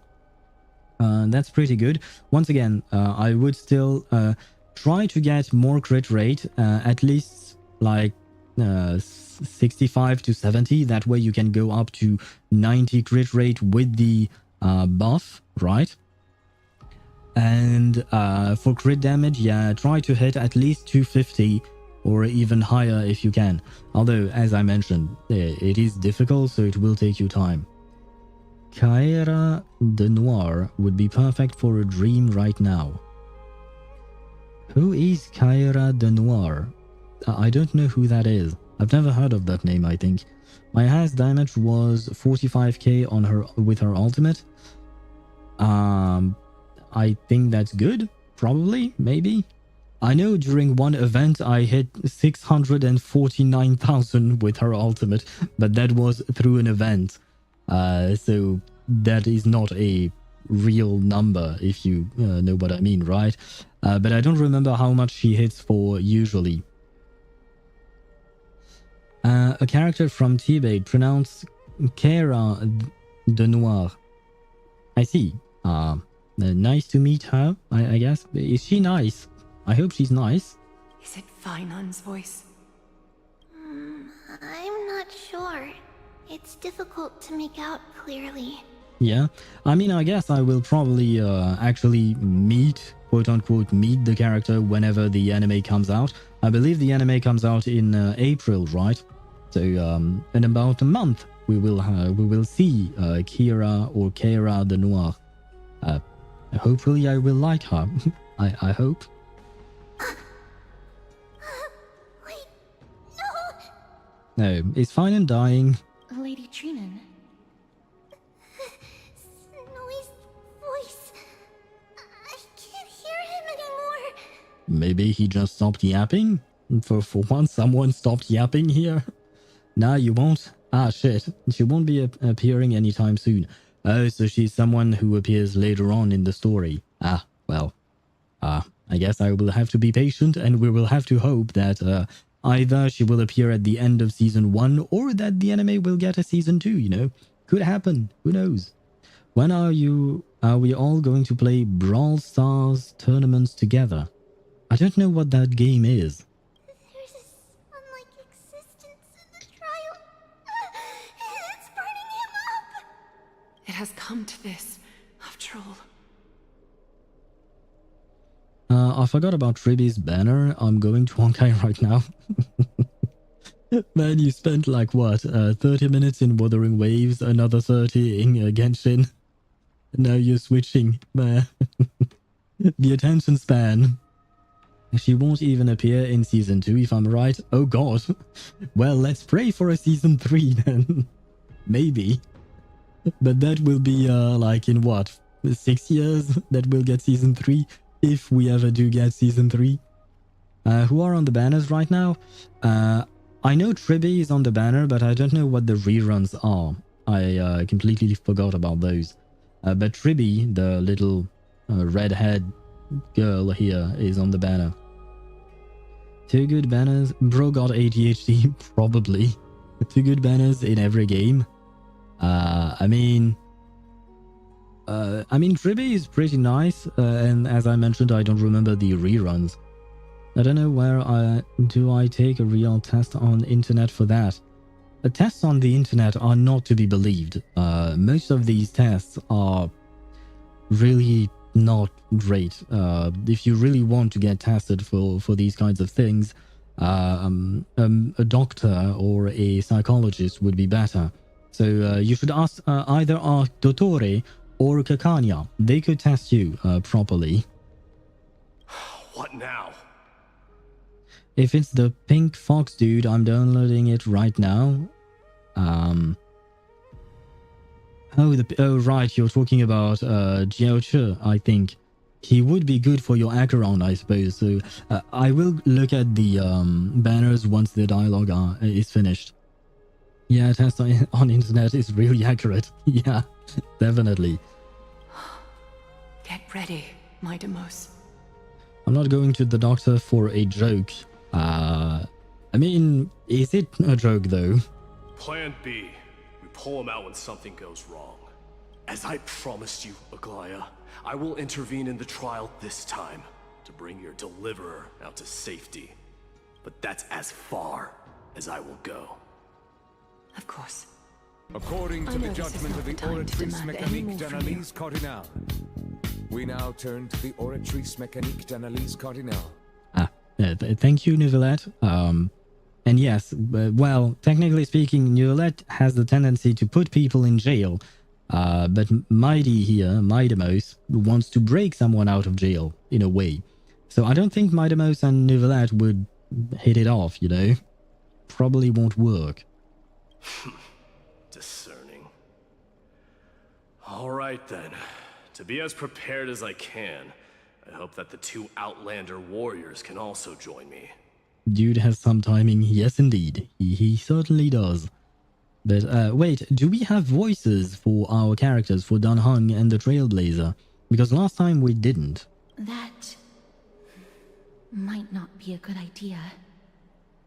The core flame trial is many times more complicated than a standard ritual.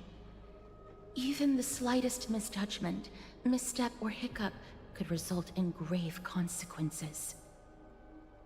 Probably not. Probably they don't have it. Ah, I see. Our two distinguished guests are not obliged to risk their lives for the flame chase journey. Let me join you instead, Lord Mighty. You know what, guys? Let's all go together. Can't we all go together? Perfect. No. Ah, Someone shit. should stay outside in case we need help. Well, Aglaya can stay outside and the rest of us can go, right? Or Tribby can stay outside. Aglaya comes with us, right? Ah, well, there you go. Dan Heng does not have a voice, so I shall be Dan Heng for today. And next days, as long as, you know, we keep going for the story. With the power of friendship, moment, yes. Let's go in with the power of friendship. Nothing is impossible. We've seen it in countless anime. Things have taken a critical turn, especially so with Finan's life on the line. Of course, we Nameless will do what is necessary. How should we help? Join me in the trial to look for Finon. And when we do, Aglaya's golden thread will guide us back out. Ah, so never mind. Aglaya is supposed to stay out, I guess. Only in anime? I mean, we've seen it as well. I feel like we've seen it in Genshin. That's what I mentioned on the Discord with Mihai. We had a whole discussion about that. But I feel like there was a lot of power of friendship type of thing in the Natlan story. Assuming we survive Nikador's wrath. Ah, we survived it once. Can't we survive it again? If something bad were to happen, Castorus, your priority is to ensure the safety of these two. I can find a way out on my own. Only in Ohio? Sorry for brain rot. No worries. But I never understood that meme, and if I remember, Swavey said that we don't talk about Ohio. I think Swavey said that. Feel free to correct me if I'm wrong if you're still there. Yes, Lord Mighty. God, this is enough internet for today. Seektosh, what you've done, you made poor Satoru flee for his life. Although he also does need to sleep. Thank you both for your valor. Time to get to work then. Let me have the honor of taking the lead in this battle. Sure, you do that. But if you do, if you are indeed going to bed... Oh wait, I can check the banners for you. Never mind, it's Yun Li. Well, I think I have the answer. I don't think Satoru is going to download Honkai Star Rail again.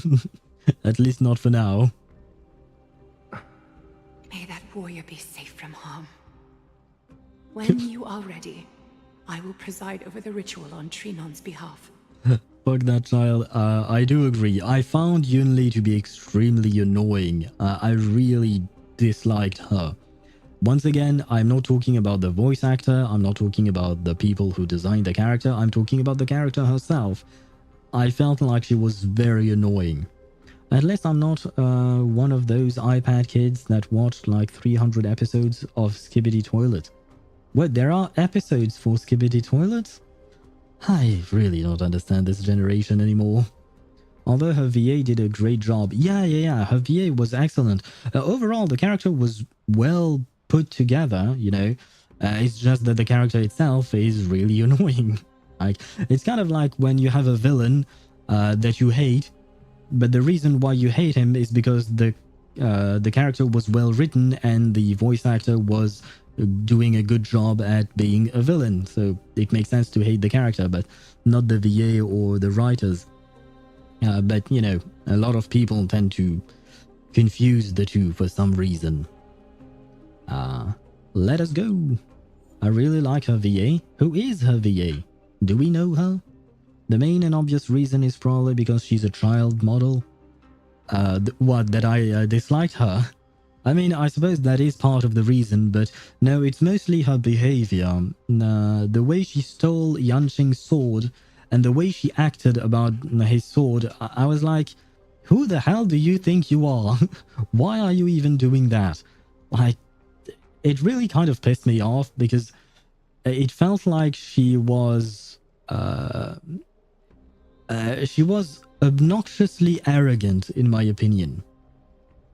I mean, she has knowledge about swords and stuff like that because of her background, because of what she's doing, etc. But she had no right to speak to Yanqing the way she did, in my opinion. Even though I don't really like Yanqing either. He's kind of... I mean, I prefer Yanqing over Yunli, to be fair. But yeah, I felt like she should not have been the way she was with him. Or rather, I disliked her behavior towards him. Navia and Yunli have the same VA. What? Seriously? Man, I prefer Navia by a mile. I mean, as a character, I mean. But that shows the talent of the VA to voice two completely different characters. Because yeah, as you mentioned, Yunli is more of a bratty child, whereas Navia is a very complex character. She's kind of hard to define exactly. Like both of them. I mean, yeah, you could say that. I mean, Yanqing is not that bad. He's just there. He exists. Put Feixiao and a little Jingu instead of those kids. Little Jingu. Do you mean Jingliu? But she's not little. Who? I mean, Feixiao was great. I absolutely loved Feixiao. I loved her VA. She did an excellent job voicing Feixiao. Jinwu? Oh, do you mean Song Jinu? I don't think that's Jing Yuan. I call him Little Jingu. Oh, I see. Yeah. I would have preferred seeing more Feixiao and Jing Yuan instead of Yunli and Yanqing. Oh wait, I have to include him. But I don't know how he's being played. What teams do we put him with? How does he work? I know I don't know anything about this character. Let me check Pridewind. Maybe they have a team or of some kind, because I don't know how to play him. Acheron is must needed in his team. For some reason, I doubt it. Oh, but I don't think Pridewind will have anything because Midamos is not out yet. Yeah. Yeah. So,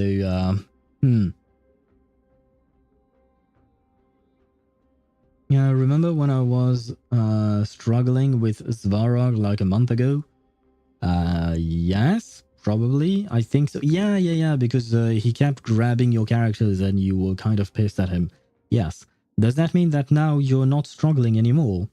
My day solo trusts? You know what? I will trust you. From beyond the sky. This is going to go very poorly, is it? Isn't it? I think I'm going to die, guys. Please close your eyes and hold your breath. They once kept the fate of this world, and many other challengers safe from the devastating rage of strife. Good luck, thank you. I think I'm going to need it. I'm going to need more than just luck. They now seek to venture deep into the trial of divinity and prove their will to destroy our enemies, as foretold by the prophecy. When the hammer of strife strikes the anvil of the warrior, the heat and impact will leave behind scars, and between them, a demigod shall rise. I'm still struggling with the same levels Svarog, but I think I'm on the run. I don't really know what you mean by that, Tosh, but good luck, I think. Very well. Come forth then. Souls foreign to this realm, and warriors in the making. Right, this was the dude that we went with, but he was actually Strife, right? Follow me into the mist and flames, and come face to face with the greatest fear in the depths of a warrior's heart. And with thy strength, banish the darkness and usher in sunlight. Let all lost souls find courage on a long journey back home. Aglaya and Gwenaifen have the same VA, by the way. Yeah, it actually really surprised me when I heard about that. Especially because some people mentioned that the VA is from Texas. And I mean, Gwenaifen sounds mostly American, right? Whereas Aglaya, she has some kind of British accent, I think. So it really surprised me when I heard about that, because she's excellent. She's doing a great job, because the two characters are very different as well. A little bit. Yeah, it's not really that pronounced as a British accent, but it's still kind of there. It's definitely not an American accent.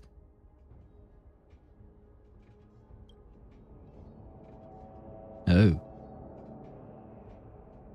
What? What's the matter? Surprised? Well, I'm mostly surprised about the orange tinted color around my screen. I have a good British accent. Do you? I don't know why, but I feel like I can sense some sarcasm or irony, who knows, but do you? Where there's strife, there's carnage. It shouldn't come as a surprise to see such a sight in Nikidor's trial. Mario? Mario is still not British, he's Italian, I think, right? Oh, or is he? I don't actually remember. Mamma mia. Still the wrong country, man. Let's go look for Finan. I don't see him around here. We should go first. Let's pray he stays safe. Mario is Polish, bruh. The greatest fear in the depths of a warrior's heart, huh? So, this is what he fears the most. There's no place for you in Amphoreus. Can I switch teams? Okay, I can. Okay. I am going to try...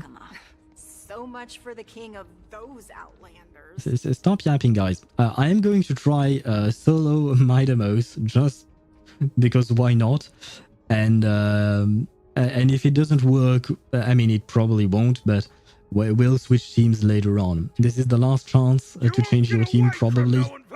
Though I think we will probably get other chances. The smell of rust is thick in the... Oh. Tell me your name, brute. Your demise shall be a tale I boast about at the feast table. I'm not responsible for any deaths.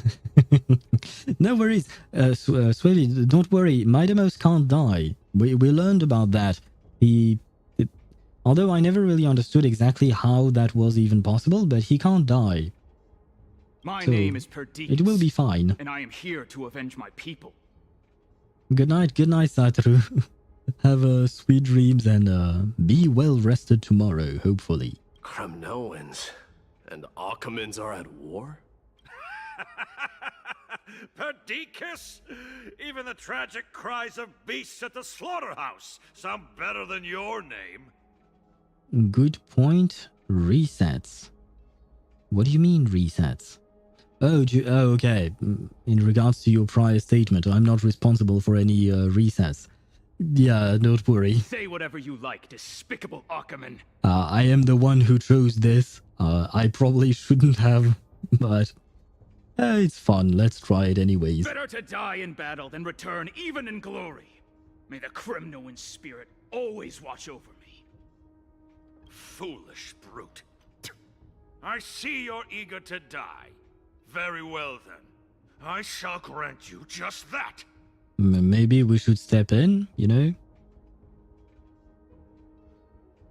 He had 17% HP. I need Tribi, bruh. You don't need Tribi. I think you just need to build up your characters. But you should I mean, yeah, because you have Robin, right? And Robin is an excellent character, so you don't need Tribi. Let's intervene. Watch. Well. So the Alpha Brute has found his way here. Swivy, I'm sorry. I think I made the choice a tad bit too early compared to when you actually wrote. It's a pity, though. You're too late. You will never stop the Holy City's army. Watch as I make this pathetic warrior of yours the first sacrifice.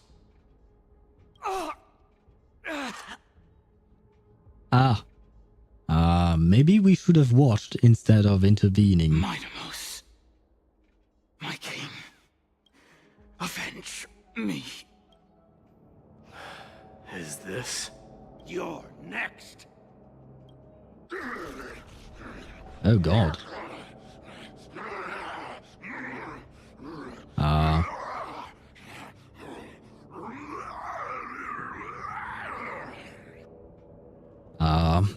I don't like the sound of that. Face your death, cowardly king. But at the end of the day, I got what I wanted. A fight. Bloodlust is a product of Nikidor's wrath. Now let's see if I survive this. Ouch. Am I going to even survive one turn? Burn it all. It's death refuses me. Conquer all lands. Do I need... Death refuses me. What the... I didn't even do anything. What the... Absurd. I know yes. this Akaman. Strife contorted an honorable warrior into this perverse and twisted being. I mean, I guess this team works. And I didn't even reset. I didn't even play the game. I mean, no, never mind. I did use my skill once. But... I mean, that's... like... he has an auto battle / berserk function. I have read about that. I have read a lot of people complaining about it, and I didn't know exactly what it was because I hadn't seen it. I just read the complaints, you know. And I mean, it's kind of a follow-up attack, I suppose, but it's well, I mean, that was a lot of me not doing anything, you know? I wish we could do a bit more. I suppose we could have used his ultimate ability at some point, but we didn't even need to. That horrible noise. I can hardly suppress my bloodlust when it sounds. This battle cry must have gone to Finon. That's why he lost himself. What a useless fool. I guess Mighty really is a Phynon hater, in a way. Who is he? It's nothing. Let's go. That voice is Cartonus? Not you too, Cartonus. Oh, Cartonus. I do remember who he is, but the name Cartonus reminded me the fact that I got a Carton Bunkle in reverse. I finally got him. Anyway, it has nothing to do with him. Destroyed all the wicked king. Here to take my life finally.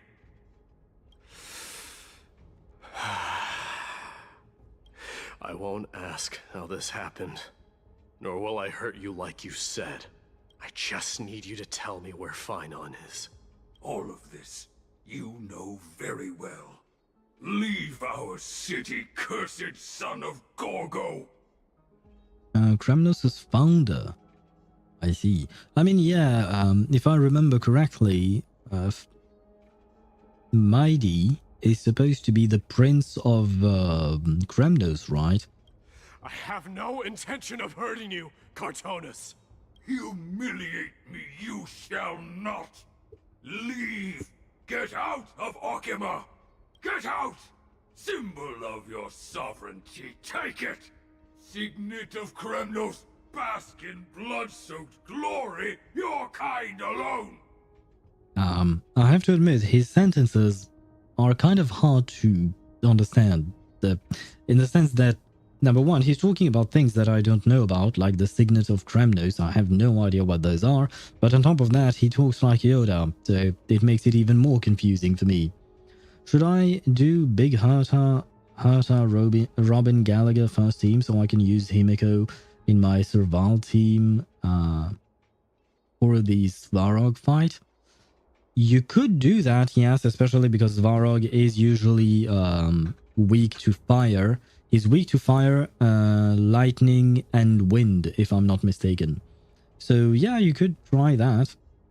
This is Mother Signet? Oh. Wait, what? It's here again. Oh. I knew it. I missed the perfect opportunity. So he has a mother. Ha! Finally gone mad, despicable vermin have. With your mad king, perish together in that maelstrom of battle! Enough! Be quiet! You were not at all Cartonus! Look out! A long, narrow shadow pierces through the phantom of Cartonus. Nice move. Wait, what? Huh? What's going on? Where was he this whole time? Are you the real Don Hung? I could ask you the same. What was the last thing you said to me before I parted the waters at the Scale Gorge waterscape? Holy shit, you expect me to remember that? Parted the waters. Yeah, how would I even remember that? Forget it, just kill me, alright. Yeah. I don't remember what the... Seriously, does anyone actually remember what the Trailblazer said that time? Seriously. Oh my god. That sounds like something the real you would say. I mean, yes. Holy shit, where? Probably, that's probably what we said. It wasn't easy, but I finally found you two. So, you are Don Hung. What did you go through before meeting us? Just some memories from my past, nothing worth mentioning. You mean you saw your past too? The trial of Strife is a vicious one, all right. What are you thinking? This might not be a single person's trial, but an arena for every challenger to engage their own delusions in a bloody battle. Because I thought of that, the fact that, you know, Mightymouse was talking with Caratonis and they seem to have some kind of bad blood and some kind of a history and stuff like that. It felt like the trial was against Mightymouse, even though Finan is supposed to be the one on trial, right? So it didn't really make sense unless he's actually right. I saw someone from my past a while ago. Someone Finan has never met. That doesn't exactly sound like a bad thing. At least it means that we'll be able to find Finan here. We can only hope this battlefield is nowhere as extensive as I imagine it to be. Let's first follow the sounds of battle to their source. The battle cries seem to be getting a lot louder. Someone is manipulating this battlefield, someone who might not be Finan. I agree. Anything else? No? No? Okay, we can move on. Great. But you know what? I can see that some ads are going to run in 3 minutes. So I think I might take a little break for the ads and a break for myself as well. Just so that I can rest my voice for a bit. And I have to stretch also because my ass is starting to hurt after sitting for 2 hours. Well, technically speaking, it's been more than 2 hours because I was already sitting before that. But never mind that. We are going to take a very quick break and then we'll continue on with the story. Well, he does something, I guess. Anyway, no. Don't move. Don't move. Otherwise, you are going to trigger the quest. I have to remember these things. Anyway, I'm not quitting. I just want to take a break. Never mind. Yeah, a quick little break and then we'll be back with the story. I will leave you on the taking a breaks. I didn't mean to switch it already. Well, at least it's done. The switching has happened. I will be right back. Nothing is working as it should be today for some reason. Be right back.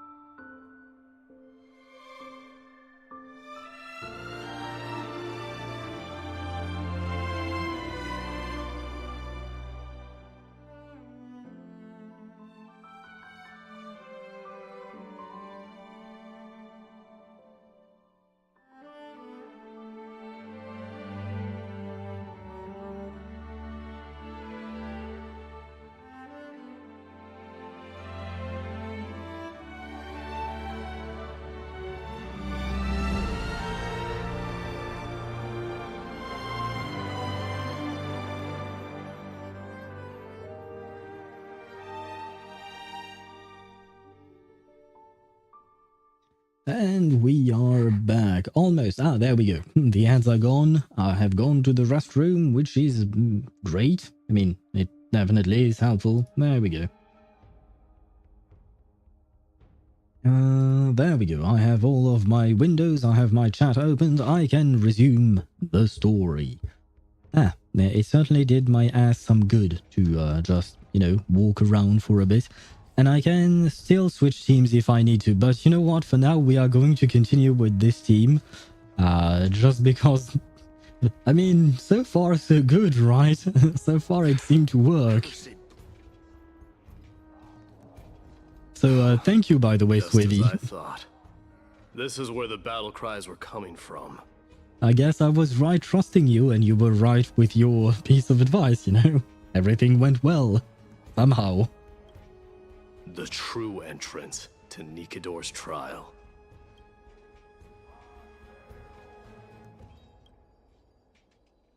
The true entrance to Nikador's trial is a sparkly dude? What's wrong with you two? I've met that warrior before. It's Nias? I think that's how it was pronounced. Nias, an incarnation of Nikador.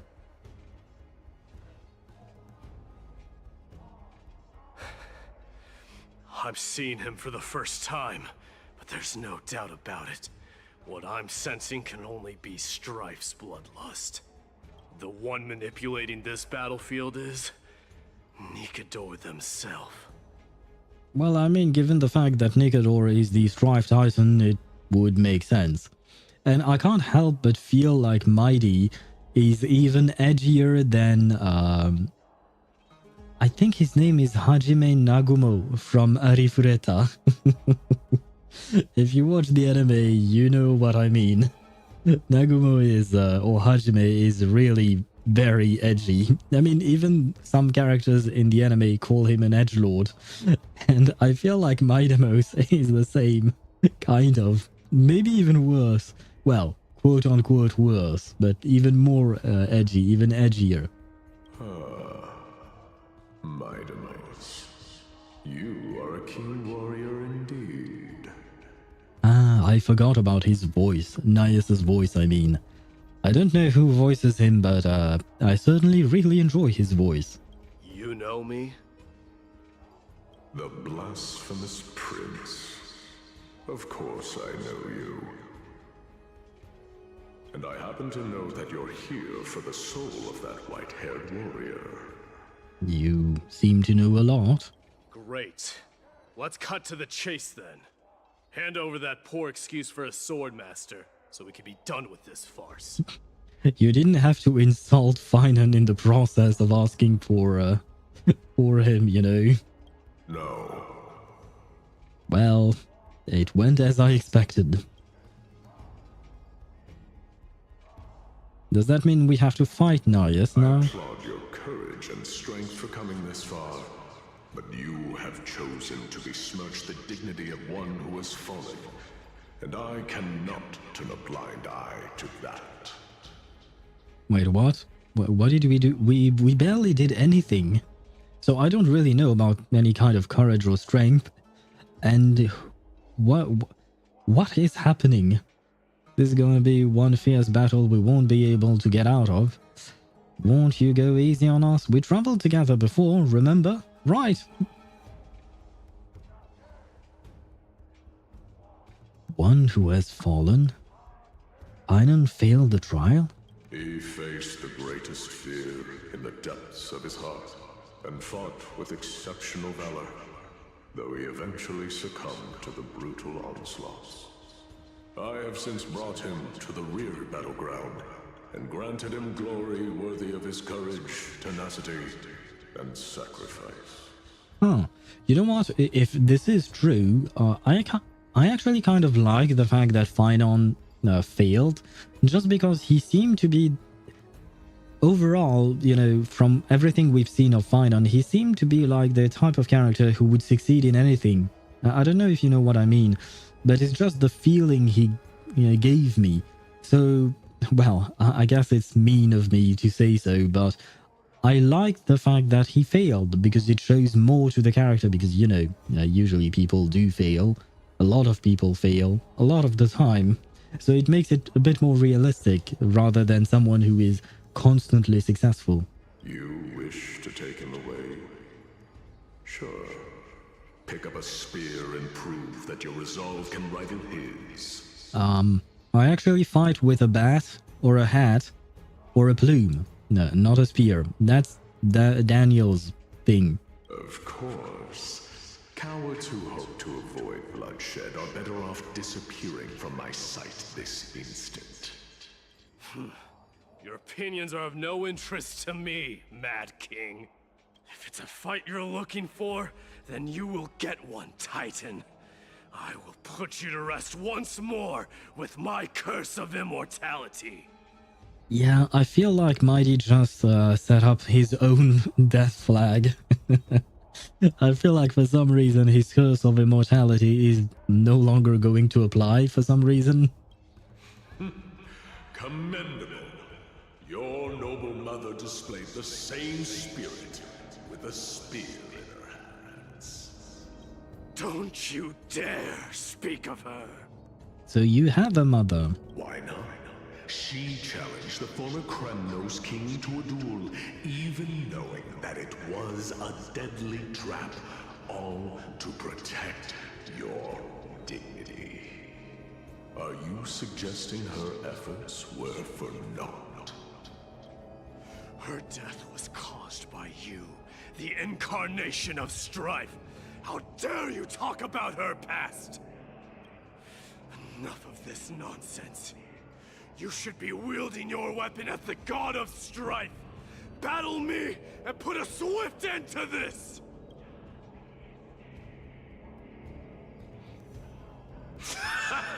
Your hatred is as clear as day, my demos.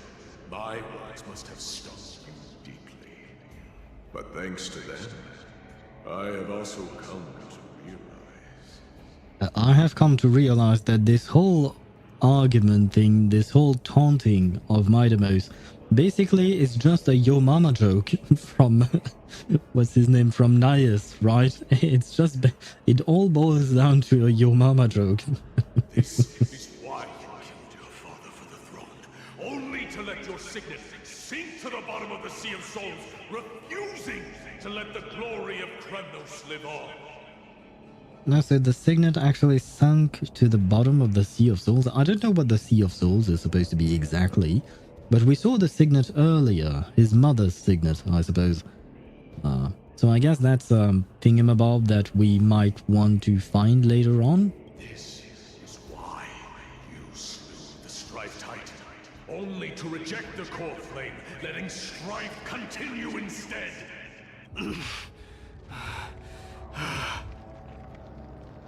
O child abandoned by fate, show me what you are capable of. Show me if you have the power to put out the flames of your very own destiny. I will rip your chest apart, Titan. In the same way I ripped apart that former king. I see you wish to repeat this. Come at me then. Ignite the flames of your fears and step onto the battlefield. Take this fierce battle to the boundaries of Strife and consume me. Or lose yourself in the fight and watch your defeated corpse burn to ash. I will say, edgy or not, Midamos's VA is doing a great job voicing him. But remember this, the son of Gorgo will be crowned in blood. I mean, his hair is already red. I mean, the top of it is more orange, but I suppose more red won't hurt him. The very moment I just got shall be the moment of your ascension. To you, the successor of Kremnos. Let's see our fighting capabilities. No match, yet he chose to fight till his very last breath. You, Midamos, can your murderous intent match up to what fate has in store for you? Probably. to me that you are worthy of this power. Show me your courage.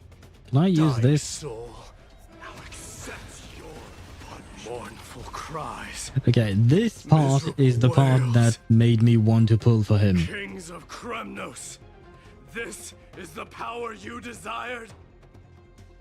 His ultimate animation is really badass. I really liked it, but Move already. I don't really know if I'm going to pull for him yet. Burn it all.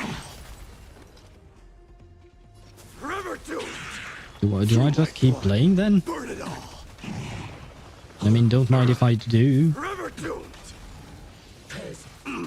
No. Wait, I can't die? I really can't die, can I? This raging power, I can hardly contain it.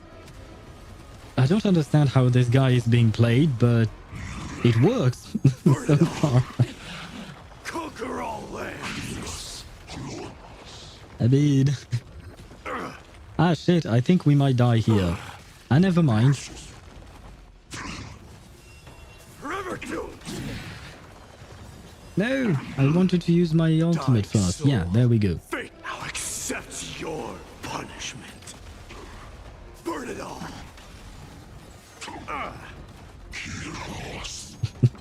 So feeble. Forever doomed. I guess I don't get the follow-up attack since I am not losing HP. Maybe? Ah, no, never mind. He continues. Dying soul. Let me check out his ultimate animation in slower speed. I allow you to accept your punishment. Yeah, pretty good, pretty good. Here you shall abandon your mortal body, King of Kremnos. How noisy.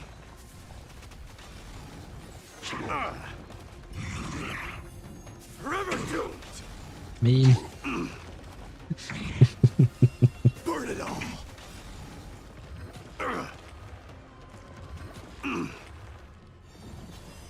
So feeble. Dying soul. I mean, I do wish I had more input than just using his ultimate once in a while, you know. Now accept your punishment. Although, to be fair, I don't really understand how he's supposed to be played, but, I mean, so far so good, right? So far so good. It works. I don't really understand why this time I'm stuck at 1 HP. Maybe it's because of, either because I used his ultimate, or maybe because of something else. Now accept your punishment. And when is this enemy going to die, finally? Oh, a cutscene.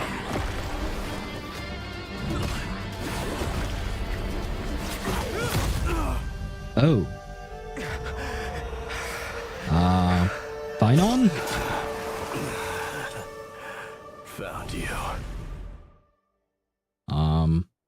He missed, right? I think they just showed that he missed. At least I hope so, because I don't really want Finon to kill Mighty. What do you mean sometime later? Wait, what?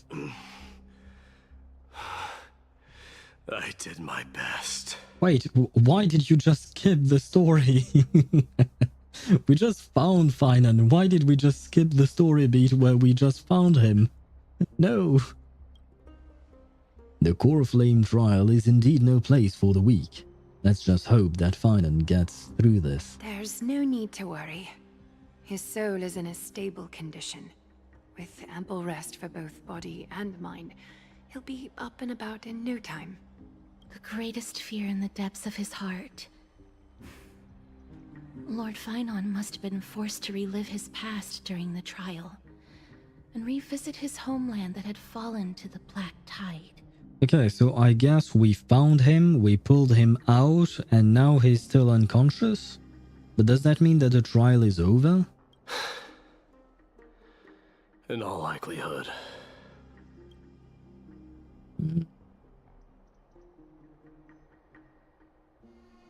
It's only normal to be unable to overcome your inner demons. I mean, No, it's not normal not to be able to overcome your demons. It's normal to struggle. It's normal to fail at times. But some people can definitely overcome their inner demons. It happens all the time. Is the Black Time really that scary? I guess their answer is probably going to be yes, but I would like to learn more about the Black Tide. Since coming to Amphoreus, we've heard many talking about the Black Tide. Could you tell us more about it? It is one of the culprits that drives the people of Amphoreus to madness. It was during the Era Bellica that this unspeakable thing first appeared, like a plague, alongside the 3 Titans of Calamity. The Era Bellica, I guess, is probably some kind of era of war. I believe that they are using the Latin word for... I don't know if it was for war or conflict or something, but Bellica, that word, it's not the actual word itself, I don't think so, but it has some same sounding things, I guess, kind of. So I guess there was indeed an era of war, and then... Okay, the 3 Titans appeared as well as the Black Tide. So could the 3 Titans create the Black Tides, or perhaps they were there to fight against it? Because we don't really understand or know about why the 3 Titans of Calamity did anything they did, unless it's for their own amusement or for their own core principles, like death is about death, strife is about causing strife, and trickery is about tricking people, I guess. So unless it's really quite a literal sense of what these Titans are supposed to represent, we don't actually know why they did any of what they did, I think. I mean, to be fair, it's been a month already since I've done this quest, and I've done a lot more quests in between, so maybe my memory of it is a bit vague. Nobody knows where it came from or how it came to be. What we do know, however, is that it is steadily encroaching upon what little remains of this tranquil land, much like a rising sea closing in on an island from all sides. It is for this very reason that it became known as the Black Tide. Kind of reminds me of the frost, the coldness in Belobog. That was caused by a Stellaron, right? So maybe a Stellaron is what made the Titans mad and is also causing the Black Tide. Maybe. Probably. I guess. I mean, it would be time for us to hear about a Stellaron, because there are Stellarons everywhere we go, basically, so it would only make sense. Although Amphoreus does seem to be quite distant from this whole Stellaron business that we usually have. Those who succumb to it lose their reason and humanity, becoming vicious, mindless monsters. Mortals are not the only ones susceptible to its influence. Even gods and titans cannot escape from it. So you become Mara-struck without the benefit of living a long life, basically. Well, that's kind of sad. According to Nias, Nikador, though one of the embodiments of Calamity, also bears the responsibility of fending off the Black Tide. Okay, so yeah, the Titans probably tried to fight it off, but got corrupted instead. Quite unfortunate, but it is what it is.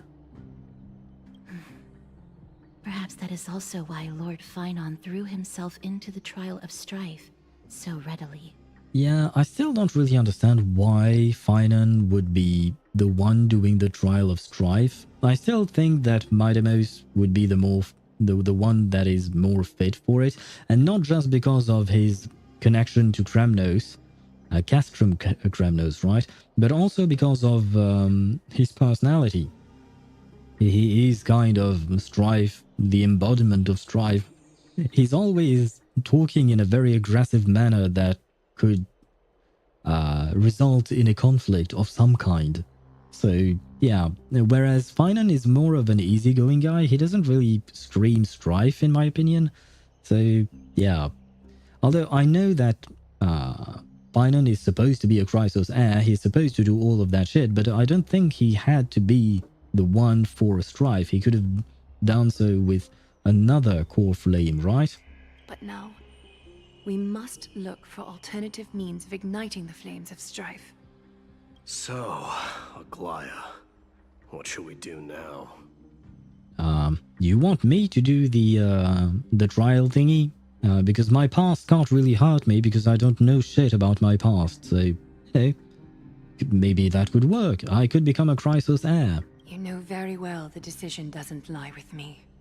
Who does it lie with? As the successor to Krymnos, Mighty, you know better than anyone that if it was simply about emerging triumphant on the battlefield of Strife, you and your people could manage it with ease.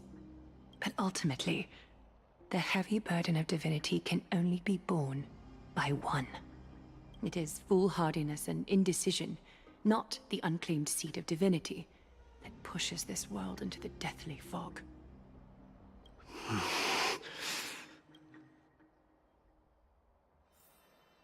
That did not answer my question, but okay, I guess. Return to your private chamber, bath chamber, and discuss the present circumstances with Dan Heng. I can certainly do that. Right, I forgot I had a private bath. Well, it's kind of tiny. But what is this thing? What is this thing doing in my bath? I mean, it's cute. I'm not complaining, but I didn't remember it being here. But what is this thing? ZZZ. The wrong game. We are not playing Zenless Zone Zero today. We will be playing it next week. Sorry. I dozed off for a second there. I didn't know this room was occupied. I'll be off right away then.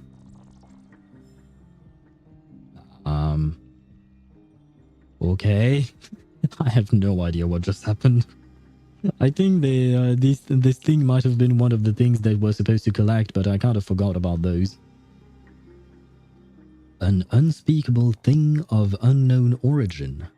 What comes to your mind when we put these key words together? A Stellaron. Yeah, I would go with a Stellaron. The other answers are an Eon. Eon? I never know, but... no, it doesn't really speak to me as much. A Leviathan, a cosmic mega octopus. Oh, I see. Never mind, we'll go with a Stellaron. That's right. If you think about the various characteristics of Amphoreus, an isolated world of eternal night being eroded by an unknown power, we cannot discount this possibility. This has been bothering me for a while now. Everything we've seen thus far suggests that Amphoreus wasn't always isolated from the rest of the universe. Be it the birth of the Titans or the encroaching black tide, none of these things can be explained as a natural progression of a civilization. There must be other reasons for its current state of isolation. It's just, if the cancer of all worlds is truly the culprit, then we should have observed certain phenomena, explicit or otherwise, by now. But that isn't the case. The voice of the Stellaron. I mean, sure. The Antimatter Legion. Yeah, let me think about this for a second. Because the voice of the Stellaron, have we heard it every single time? I do remember that we heard it with Cocolia, right? She heard the voice, she went kind of crazy listening to the voice and did all the horrible things she did. So that made sense. On the Astral Herta space station, I don't think we've heard anything. On the Xianzhuo Luofu, I don't remember hearing a voice. But there wasn't even any Antimatter Legion on the Luofu. There was on Belobog, though. And the one thing that is always accompanying the Stellaron is definitely the Stellaron Hunters. Because they were on the Herta space station, they were on the Xianzhuo. Oh wait, were they on Belobog? Maybe not. Shit, so they weren't everywhere. Well, fuck. I don't know. Let's go with the voice, because it's the first answer. That's what I was thinking too. From past experience, the Stellaron within you should be able to resonate with other Stellarons, but we haven't encountered anything like that here. Oh, that's what you meant about the voice of the Stellaron. Ah, I see. That's not how I understood it, but never mind. There are several other unanswered questions too. My gut feeling is that things here are not as simple as they seem. Well, tell me something I don't know about. Furthermore, what happened in Penacony also proved that the appearance of a world may not necessarily be due to the influence of just one path. True. And wait, we know that there are 3 paths on this world, right? But I don't actually remember which one. Well, shit. But I do remember that they mentioned it. They might not have mentioned it in the game, though. And never mind, Herta mentioned it in the game, but they also mentioned it several times during some live streams for the game, so, I don't know. But the fact remains that I unfortunately don't remember.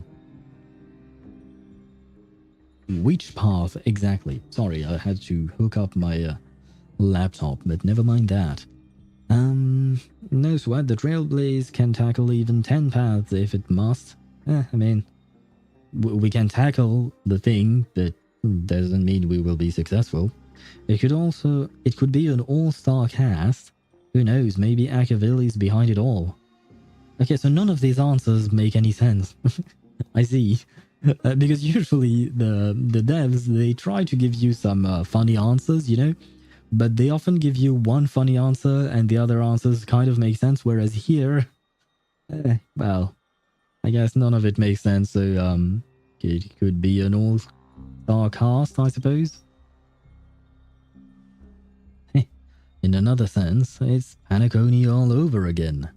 Ah, shit. So we are going through that again. Hopefully Acheron will be there to slash the sky, I guess. Can we call her? Never mind, communications has been cut off. But it would have been nice to see her, you know, just because she's an interesting character. But I just found out I have to go through the entire Penacony to get to the world where I can farm for Caceres' gear, and I'm not even done with the Lawfu. Wait, can't you unlock it early? Because I do believe they've implemented several systems where you can unlock farming nodes or planets or whatever, because it depends on what you're farming for exactly. But I do believe they've unlocked these things even though you haven't completed the story. Because otherwise it would be very frustrating, and that is precisely the reason they did that. Or am I wrong? I'm not sure. I think you could. I think you can unlock some things even though they are not there yet. The only thing I can think of that doesn't work that way is sometimes some world bosses or weekly bosses. I do remember one boss in particular. I'm not going to mention it since you are not done yet with it. But there was one boss that I could not unlock because I didn't even know they were a boss prior to that. Not sure, but I'm trying to rush through the story right now. You're trying... wait, first, I was going to say you're trying to rush through Penacony, but this is going to take you quite some time. But you haven't even finished Lawfu. Good luck with that. I hope you have a lot of time on your hands, because these things are going to take you a lot of time, especially Penacony. It was a very long story. For now, let's just take things as they come. The Black Tide could be a good starting point. Since Nicador has fallen, those who were suppressed by them will no doubt begin to counterattack now. You underestimate my determination? It's not about your determination. Even if you skip through every single line of dialogue, it is still going to take you a lot of time. But yeah, you will still need a lot of determination to go through all of that. You will also need to click a lot. It seems our trailblazing expedition is growing in significance. Oh, switching to Mighty's POV. Oh, at the same time on the other side of Marmorial Palace. Don't worry, Dee. This isn't the first time he's been like this. A long time ago? I'm not worrying about him. Oh, alright. You're a little quiet, though. I suppose Mightymouse is kind of like a male version of a tsundere, perhaps. I'm sorry. That was rude of me. What I meant was, I know that man can pull through for sure. Yep, he's definitely a tsundere. And now he's showing the cuter part of himself. Well, cute. The more worried part of himself, I guess. It's alright. Being straightforward suits you better. Actually, Dee, there's something we're curious about. What did you see in Nikador's trial? A dude getting stabbed, my mother's ring, and, well, that's about it. And Nias, I guess. Something that terrifies me. Yeah, how did that dude getting stabbed was something that terrified you? That I don't know. I don't really understand the connection between the two. Isn't that ironic? There shouldn't even be a word for fear in the Kremnoan language. I think you're confused. That is what happened on Kafka's World, if I'm not mistaken. It's been a while since we've heard of that, but Kafka mentioned that she cannot experience fear because that's just the way she was born. Maybe it's not something about her planet. Maybe it's just something about her specifically. Oh, that's another matter entirely. Well, anyway, Mighty, you are not Kafka. Do you think you stand a chance against that thing that terrifies you? Is this also part of your grand scheme? Why is he speaking angrily towards the child? For once I'm on the child's side. The child did not do anything. What do you mean? Aglaya knew that Phynon might fall, and she expected me to take his place. That was the plan all along. Yes. Looks like you know everything. Ah, so that's why Well, I mean, it didn't seem to me like Phynon was trying to do something like that. It didn't seem to me like he was trying to fail in order to trick Mightymouse into doing the things that he didn't want to do. That maybe it was part of Aglaya and Triby's plan. I have no intention of condemning you for it. The Flame Chase journey is not a game, and I have long understood this. Then why won't you play the game? With the downfall of Strife, and the ever-growing threat that the Black Tide poses, if Circes and Ornyx are also impacted, the ramifications will be dire. They are the only two Titans who are still lucid and willing to coexist with humanity. Regrettably, I do not hold the key to completing the trial. If I wish to conquer that fear, I need the assistance of my fellow Kremnoans. How so? Give me some time to speak with my people. It won't take long, I promise.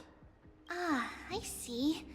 There is strength in numbers, but you must know that the trial to become a demigod is ultimately meant for only one individual. Your people. They have been eagerly awaiting a new king all this time, haven't they? If you take on the divine role, they will have no reservations about following your lead. After all, you're the hero of Castrum Kremnos. I once was. But Lady Trebios, therein lies my deepest fear. What? Ruling over your people? That is your fear? We'll talk again later. I'll be back. Sure. Dee? I just wish he finished his thought. That way we could understand him better. Regardless of what happens, we will always be there for you. Thank you. Aw. The person I'm looking for is probably in the hot bath. I should go take a look. The billowing steam always brings back memories of the furnaces in our homeland. Nah, he's done talking, and wait, I just thought I saw something. Yes, yes indeed. We are going through that again. Although no, you know what, this time we are actually going to give him a proper team. That being said, I don't actually know what kind of team he would want. So I'm going to go with the Trailblazer, because action forward is always nice, right? Midamos, Wherefore, because some energy won't hurt either, right? And I mean, Robin is an all-around great harmony character, I guess. Or perhaps I could go with Sunday, the brother, because, you know, a bit more energy to always try to get his burst back, and also action forward. I guess that would work, kind of. Not really sure about what I'm doing here, but, well, at least we are trying. Sure, let's go with that. No, I'm gonna kill myself. I just looked up and it takes 36 hours to go through Penacony main story alone. 36 hours? Holy shit. I knew it was long, but I didn't remember how long it was. Although I guess it makes sense because we talked about 3.0 of Amphoreus, right? The story for Amphoreus. It lasts for about 10 hours. Likewise, this lasts for about 7 to 8 hours. Maybe even 10. So that's 20 hours if we are taking worst case scenario. 20 hours just for the first couple of patches, knowing that Penacony lasted for 3.5 patch, I'd say, something along those lines. So yeah, now it actually makes sense. I didn't think these stories were that long, but now that you say it the way you did, it does put things into perspective, I guess. As I've mentioned, good luck with you. By the way, these 36 hours you mentioned, are they 36 hours of going through the game normally and listening to every bit of dialogue? Or is it still with skipping everything? Because that certainly will change a lot. Take it and buy some new armor for your tribe. I don't have a tribe, but thank you. I was looking for more shiny things. Never mind, no shiny things that way. And no shiny things that way either. I like his leg armor, I guess. It reminds me of the leg boots thingies that, what's his name? Wriothesley is wearing. I think it's skipping, but I God hope it's the normal way. I think it's probably the normal way, the 36 hours, I mean. I think it's probably the normal way. Unattended by their parents? That's not safe. But it will probably still take you, even if you're skipping everything, it will still probably take you a couple of days. That being said, if you're skipping everything, then you're going to miss out on the story. But then again, that's your own choice. Wait, child. I have something to unlock here. There we go. Do I really have to talk to the children? Fine. You shouldn't run around in here, kids. Hey, it's the Crown Prince! Are you also here for a bath? I want to hear stories about princes on the battlefield. Please don't talk all at the same time. The Crown Prince. Are you Kremnoans? Are these the guys Midamos wanted to ask help with? Or ask help from?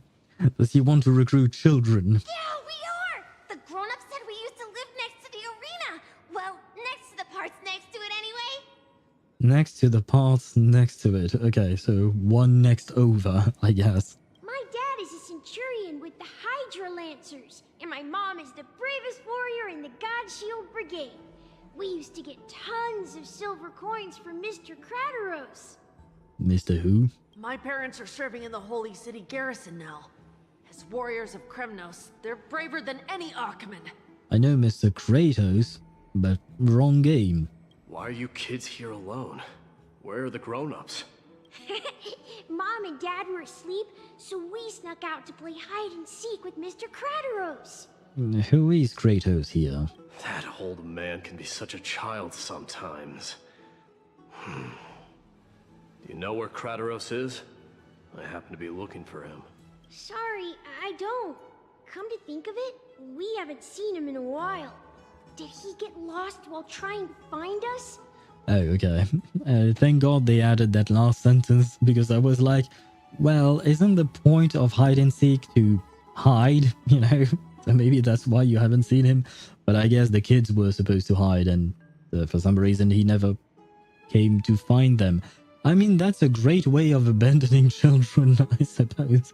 You tell them that you play hide and seek with them, they go hide, and you never go seek them. No way! Mr. Kratos is a member of the Royal Wing Elites. He's the best at hunting down enemies. I do not condone abandoning children, by the way, just so you guys know. It was just a funny thought. He was counting near Wriothesley when we went to hide. I thought about taking a peek, but who knows if it might be a trap he set.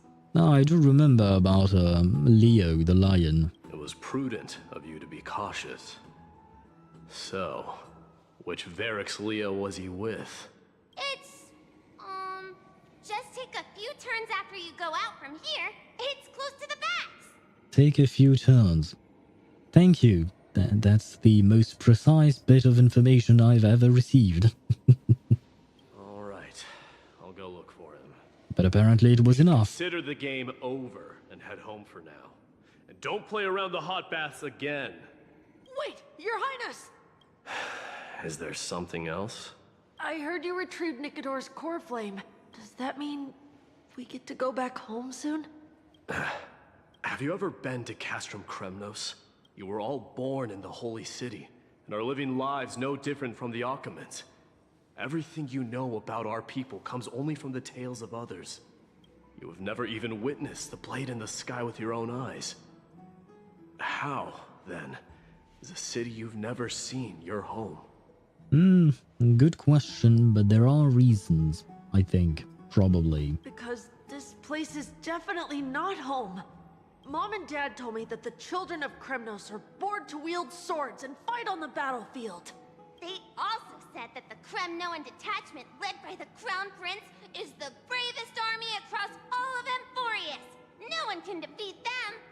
Well, it also helps that the Crown Prince can't die, because, well, when you can't die, you can just keep fighting, and it just becomes a fight of attrition, right? And since you can't die, you can keep fighting forever, whereas the opponent probably cannot. I'm starting to panic. Himeko is starting to talk about Penacony and how she is wondering about its state.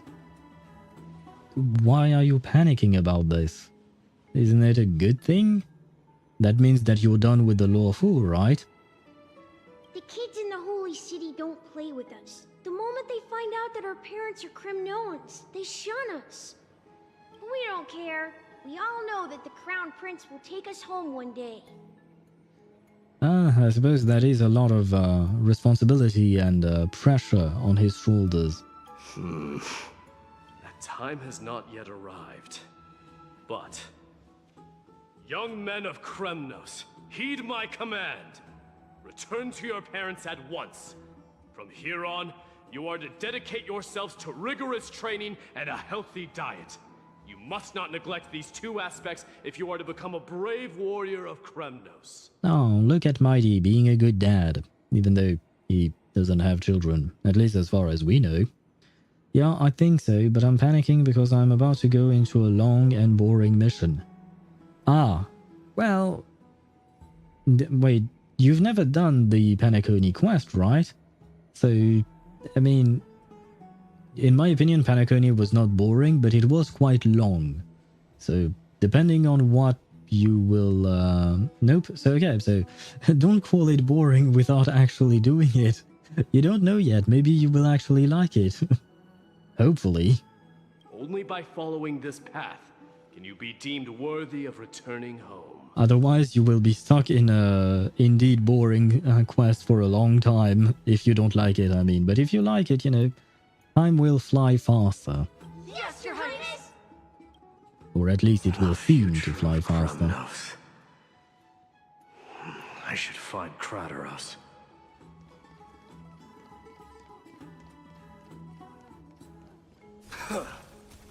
Oh. There he is. Never mind, I found him real fast.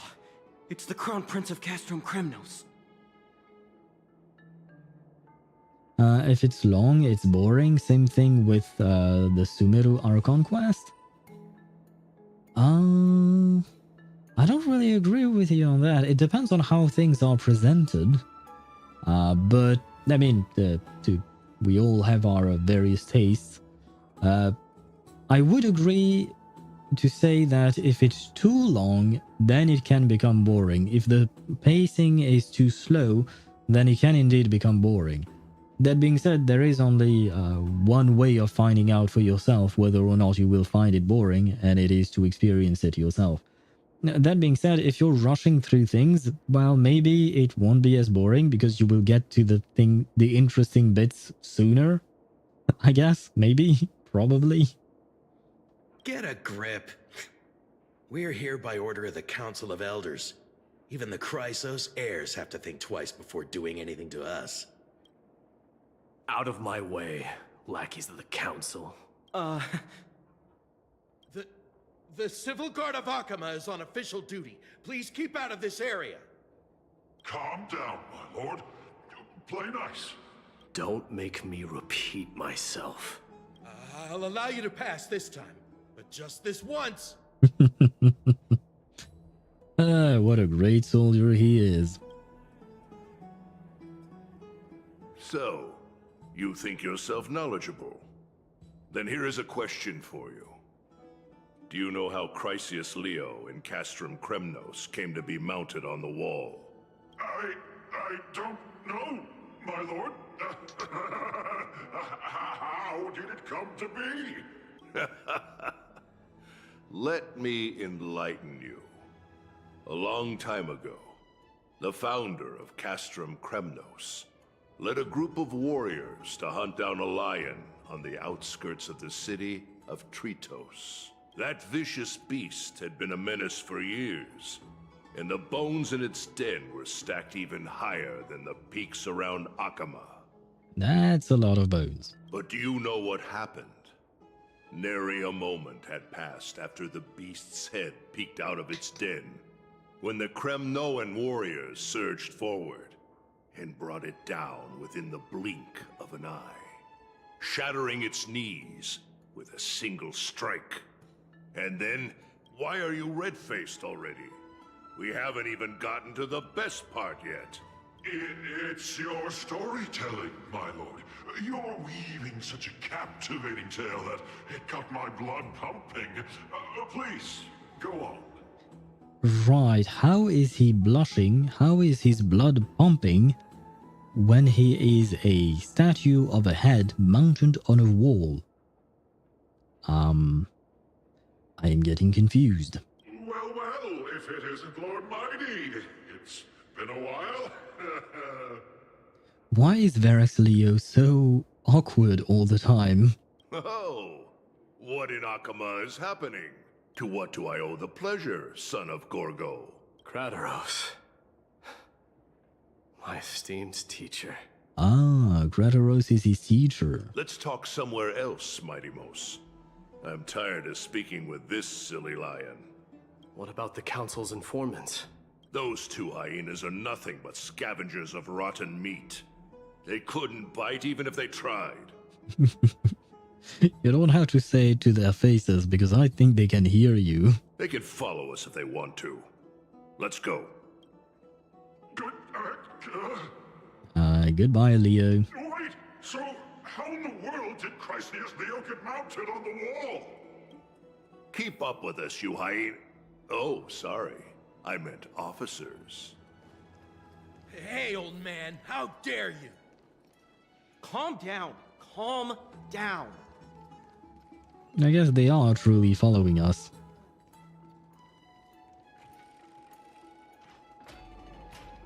I like the design of Mightymous's Don't fall behind now. dress Unless you thing. want to upset our friends here. Don't you dare try any tricks with us.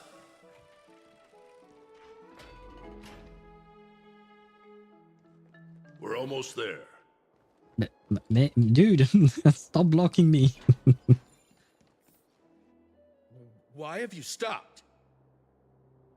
This is a nice spot for a private chat. Yeah. Shall we, sir? Oh, wait, are we going to knock these two guys out? Let's do it. I guess so. What are you up to? Someone help me! I think you are supposed to be the help yourself, so I don't think anyone is coming to help you. Some privacy at last. So, tell me, why have you come to seek this old man's counsel? I came to discuss the future of the Kremnoans. Interesting. I heard the core flame of the Lance of Fury has been restored, though not by your hand. And you're even considering giving up Nikador's divine power. Is this true? Wait, the core flame has not been restored yet? Right, that was the point of the finance trial and he didn't complete it, I think? Or was the fact that he did not stab Mightymouse and actually missed how he managed to reignite the core? No, but he didn't reignite the core flame because afterwards Aglaya and Tribi were talking about finding another way of igniting the core flame. I am getting more confused now. Those rumors are not entirely groundless. In other words, you did entertain the thought of giving up the throne of Kremnos and forsaking your people. The divine power is not equivalent to the throne. The path of strife is also not our people's only way. Enough with the word games. You, of all people, should understand the plight of the Kremnoans.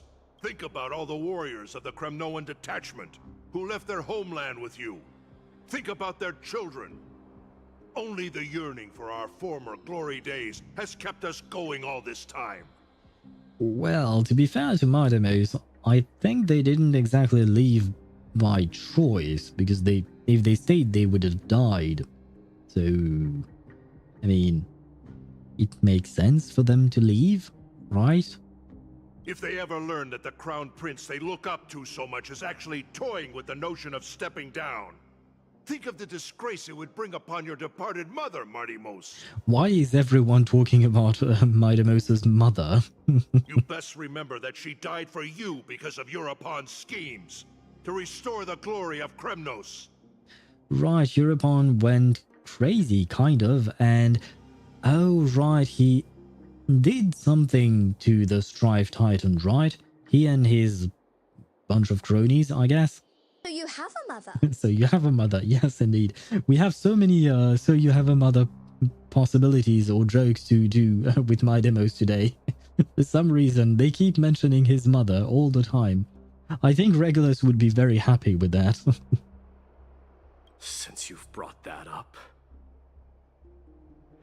tell me, who is responsible for my father's death? Wait, what? Isn't Maide responsible for his father's death? Since Maide is the crown prince, and every time a prince is supposed to be king, he kills the king. So the king is supposed to be the father of the prince. Right? I mean, am I missing something? Are you trying to shame me, Mightymouse? I may be old, but I haven't become so decrepit that I've forgotten it all.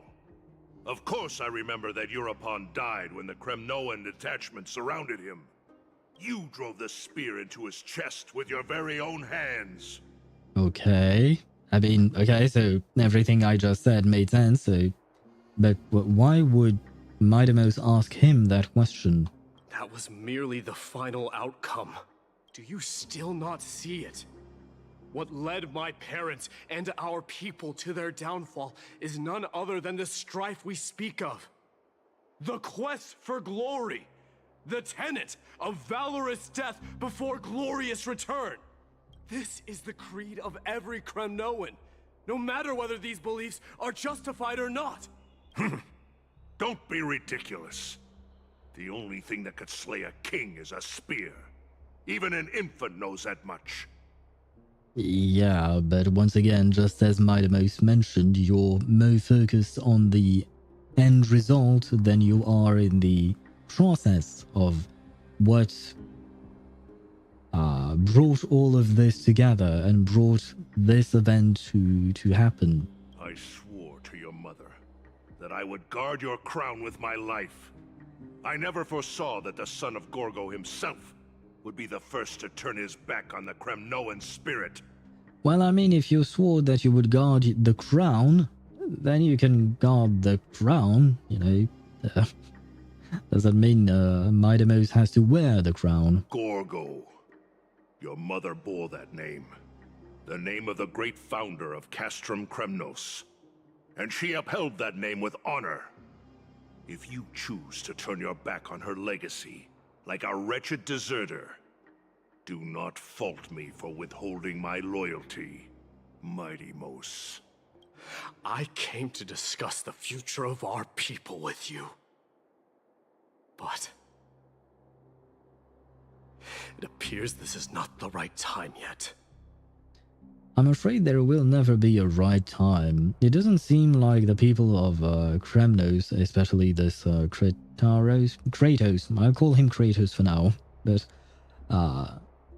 it doesn't seem like these people are ready to change their ways, because basically what Mightymouse is trying to ask of them is for them to change their entire culture and their entire way of thinking. While technically speaking, I agree with Mightymouse.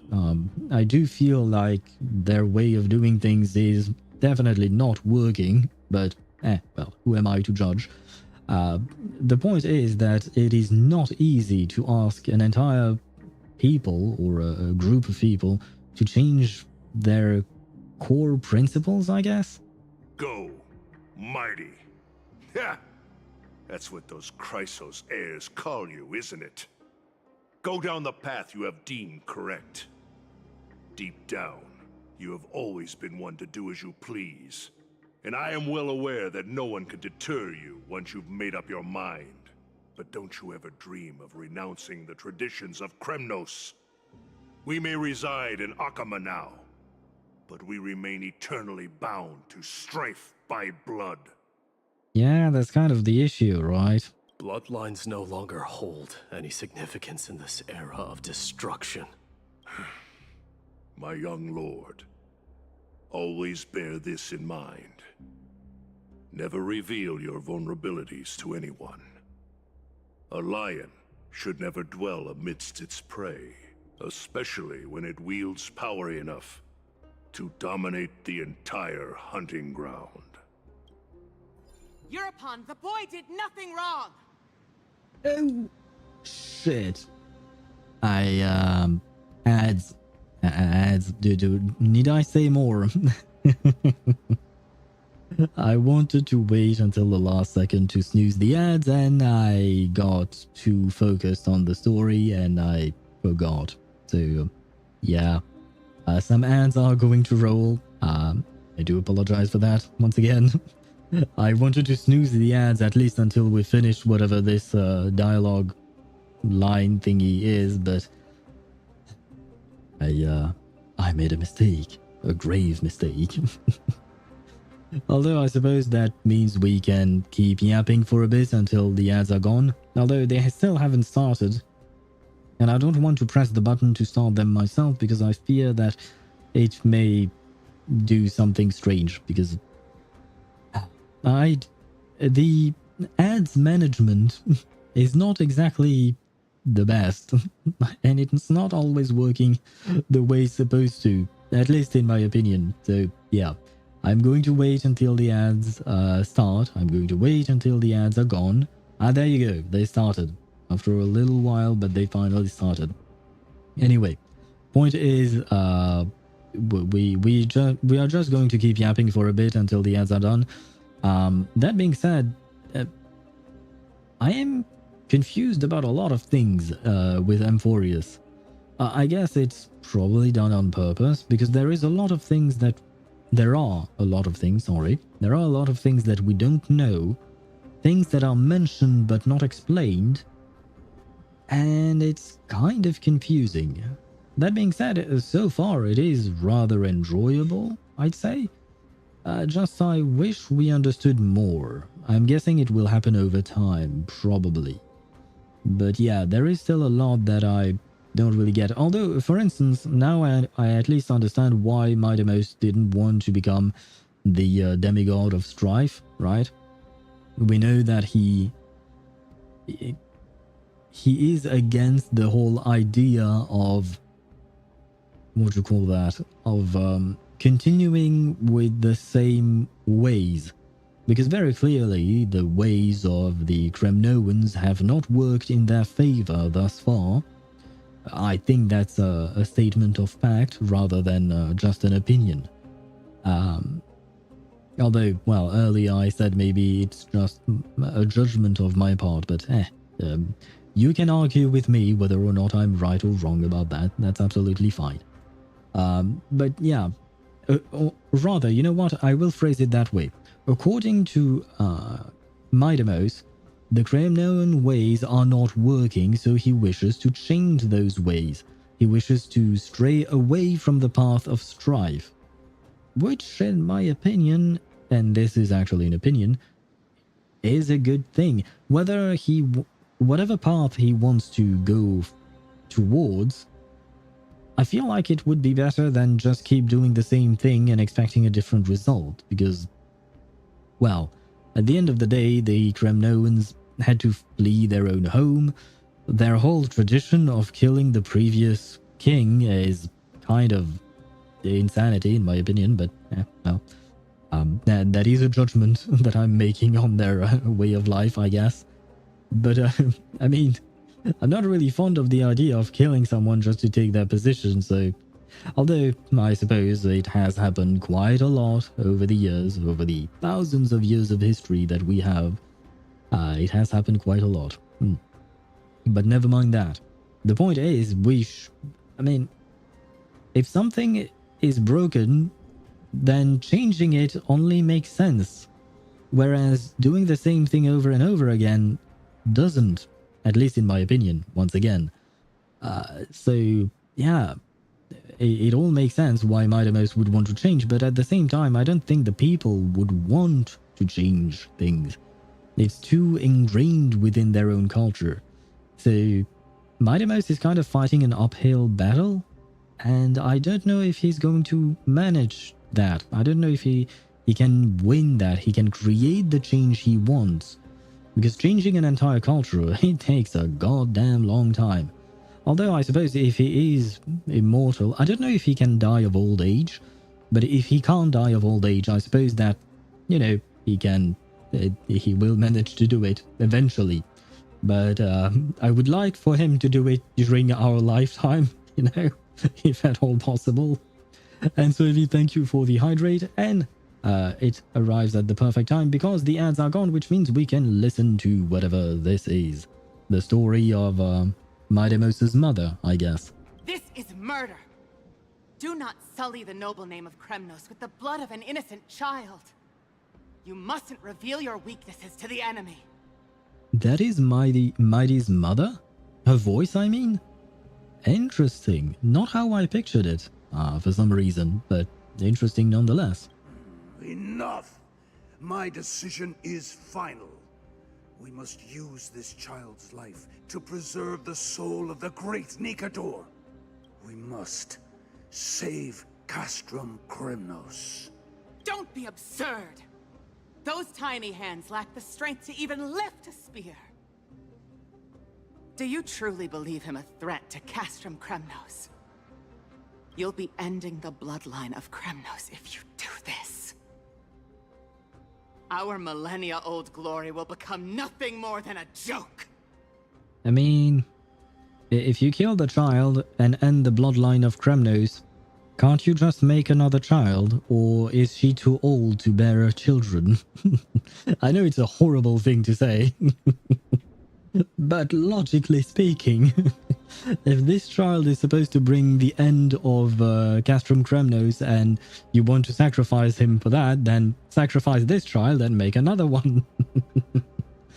Oh god, I'm such an idiot. Have you forgotten that we Kremnoans place no value in bloodlines? It is through pure bloodshed and slaughter that the kings of Kremnos have ascended to the throne. Wait, you don't value bloodlines, but then what about what Kratos said? Krateros, I think, or something like that. Didn't he say something about bloodlines being important? I feel like there is some discrepancy between the two ways of thinking. Although the bloodshed part I understand, or rather, I see how it fits in their narrative. As for our millennia-old glory, it has always been a joke in my eyes. Glorify it all you want, but it will not alter the nature of slaughter. Those who revel in it are but murderers. They are no more noble than the most monstrous beasts in Amphoreus. Oh, so wait, actually, Euripon seems to be thinking the same way as Midemos is. Enough with your words! Among all the kings of Kremnos, which one did not inherit the crown only after plucking it from the lifeless body of his father?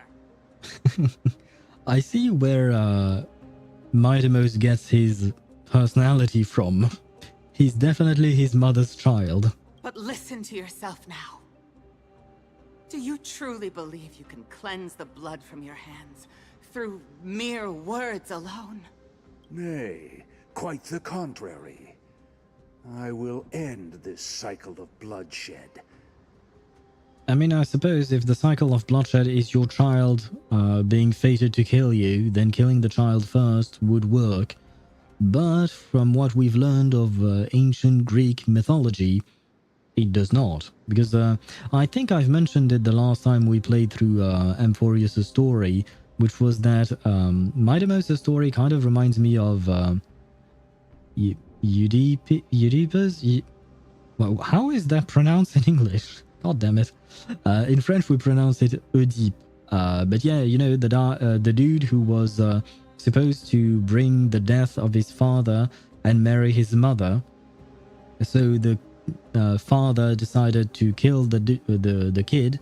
The kid survived, and eventually he indeed killed his father and married his mother, which is kind of a strange story, but you know, ancient Greek stories were all very strange. If you look at the relationships between the gods of ancient mythology, it's very strange indeed. But yeah, Midemos' story does remind me of that a lot, and it's exactly what is happening once again. But I suppose maybe Midemos can break the cycle. I mean, yeah, you know what? There is one easy way of breaking the cycle without having to actually kill a child. Don't have a child. That's it. I found the solution. Stay single. Don't get a child. There you go. I feel like that could work. And then, instead of having a king, you can turn your country into a democracy and vote for a president. There you have it. No need for bloodshed. I have solved your issue. Starting with this child. With these blood-stained hands, I will end it all. Too bad old King Euripon can't hear me. Your failure is inevitable, Euripon. You are just a coward who can only raise his blade against his own child. A beast that murders his own kin. Miss Mighty's mother, I think it's time for you to ask for a divorce. Royal Wing Elites and Emperors of Kremnos!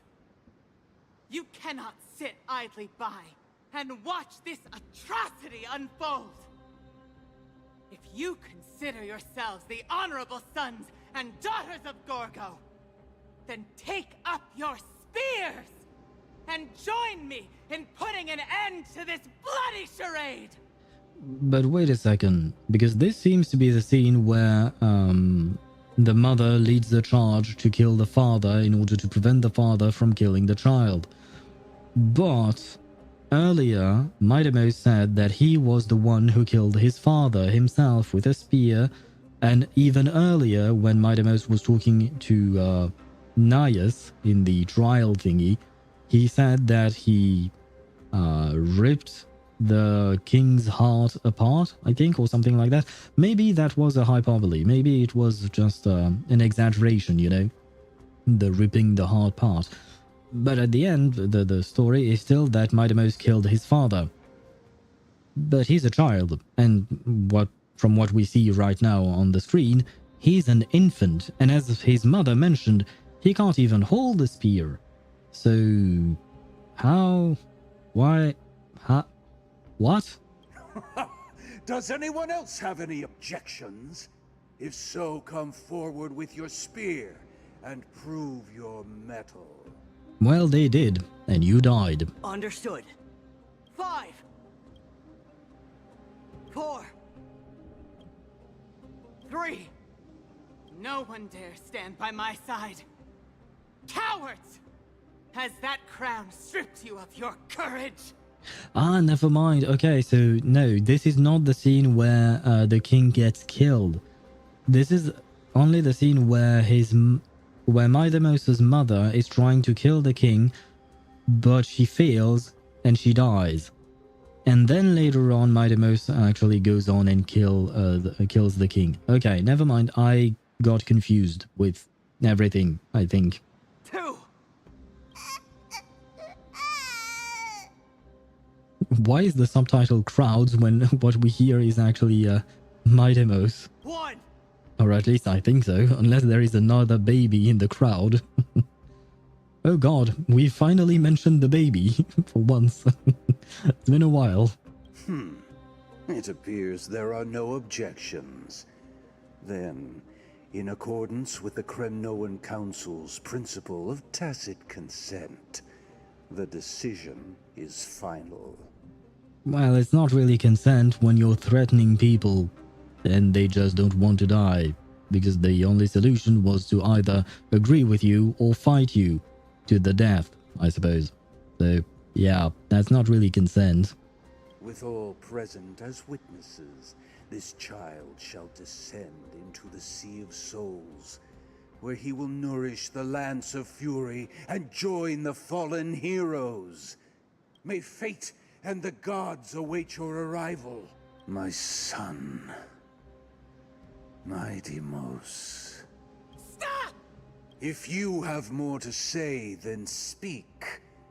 On account of the life we have shared together, I grant you this one final chance. What's the point? You're gonna kill her anyway, I guess. I think. With the blade of fury above us and the council bearing witness, I, Gorgo, hereby move to challenge the crown in accordance with the laws of Kremnos. Oh, so her name is actually Gorgo. Okay.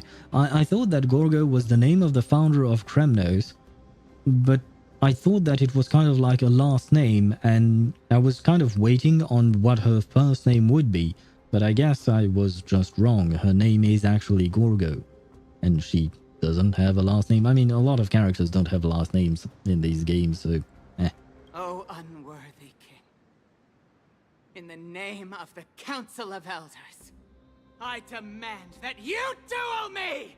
Goddamn, Gorgo's VA is going hard. Very well. We shall see who the Kremnoan blade strikes down. Midamos, my son. They all tell me to forget. But how could I ever? The son of Gorgo will be crowned in blood. If there is no Kremnos without the crown, then I shall seize the crown and smash it to pieces to bring the people to their senses. The mother roared in anger. The armies remained in silence. Only the cries and the waves of the Sea of Souls echoed. Damn, once again, Gorgo's VA. I don't know who she is, but goddamn. Now in your private bath chamber, Ever since the battle with Nicador, you haven't slept so soundly in ages. Even if death itself came to rouse you, you'd probably retort, why does life slumber? Because the bed is warm. Yet a chill from the river of souls wafted by, a sensation hauntingly familiar. Could death truly be at your door? I'm guessing Amphoreus is here? Best to open your eyes, just in case. I think I was right. Mister, you're awake. I was right indeed. No wonder I felt a chill. I mean, it's kind of mean to say that to her, but, oh god. No, you know what? No, for once I will pick this stupid answer. Amphoreus, why does life slumber? That's a complicated question. I'm not sure I can answer that. Well, you just need to go through 36 hours of Penacony storyline to get the answer. Oh, man. I apologize for arriving uninvited. I saw that you were still asleep, so I took the liberty of waiting nearby. I see, so, you were just watching me sleep, I guess. That's, that's kind of creepy, but okay. I bring a message from Lady Aglaia. She has prepared a gift for you and Dan Hong, and wishes to present it to you in person. Oh? A gift? Gimme! No. What are we waiting for? Let's go. I'm not going to act like a child. I'm glad you're in good spirits. Alright, let's set off. Well, let us indeed. Nameless recollection. The Crown Prince of Kremnos revealed the past in that trial of apotheosis. The past gained through your travels. Head to the book and write it down. This thing? Right? Is it this? Never mind, it's not this thing. It is this thing? I don't know what this thing does. I don't remember what this gameplay is supposed to be doing, but never mind. What book? I guess maybe this is the book. Ah, yes. I kind of forgot about unlocking these things. Oh, the recap is here. Never mind. This is just... Okay, fine. Oh, new stories. Well, I'll call myself Happy Owl, I guess. Happy Owl, are you off reading them by yourself? I want in too. Just so I can spoil it for you. Just sneaking a peek for now. Really? Then when it's time for the story, I listen super seriously. Well, I've got other things to do. Great. I have other things to do. Yes, great. We'll take a look at that later on, but first I'd like to continue with the actual story. Where are we going again? The baths are bustling. Now that Nicador has fallen, the soldiers in the city can finally catch a break. I guess she really wanted to stay in my room for some reason.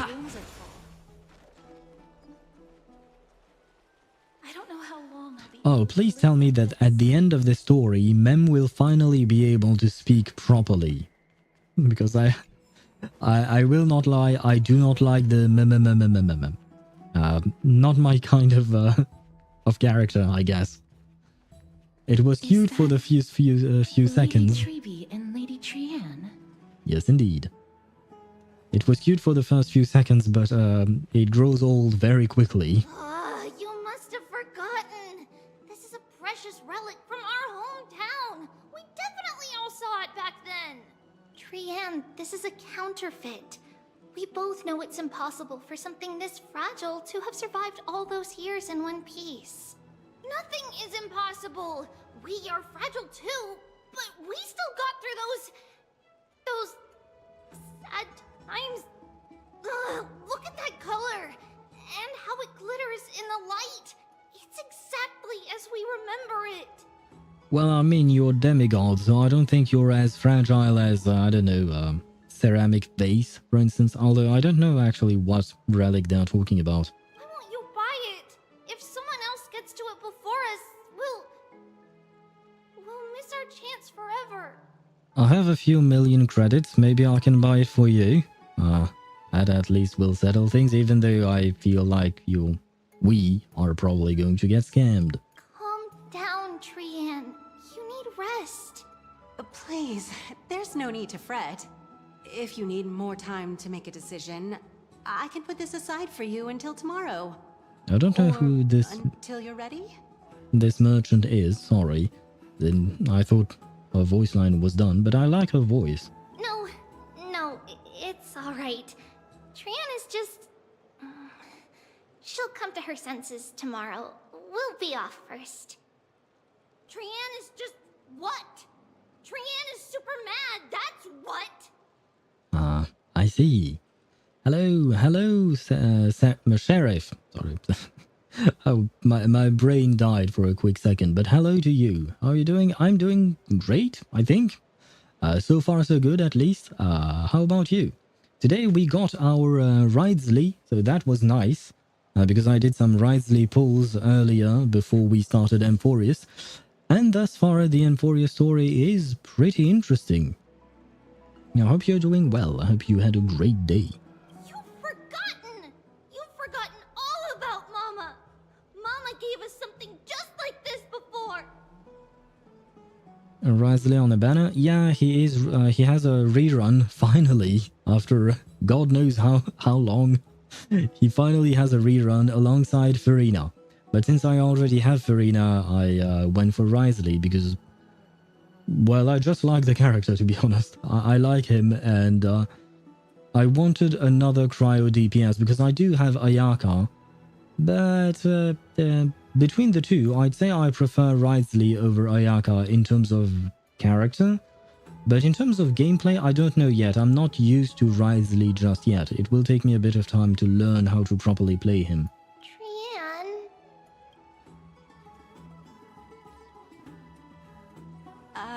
See you tomorrow? I hope you two patch things up soon. See you tomorrow. May the winds of fortune bless you. And by the way, we just had a mention of Tribby's mother. What is up with this patch and all the mothers? Well, it's just the second one. But we've been talking about Midamosa's mother, now it's Tribby's mother. All the mothers are here. It's so hard to understand what they're thinking sometimes. Excuse me, if you don't mind, could you tell me what Lady Triby and Lady Trian were discussing just now? Oh, it's Miss Castorus. It's been a while. Well, honestly, I'm not quite sure myself. See, I have a little hobby of collecting handicrafts.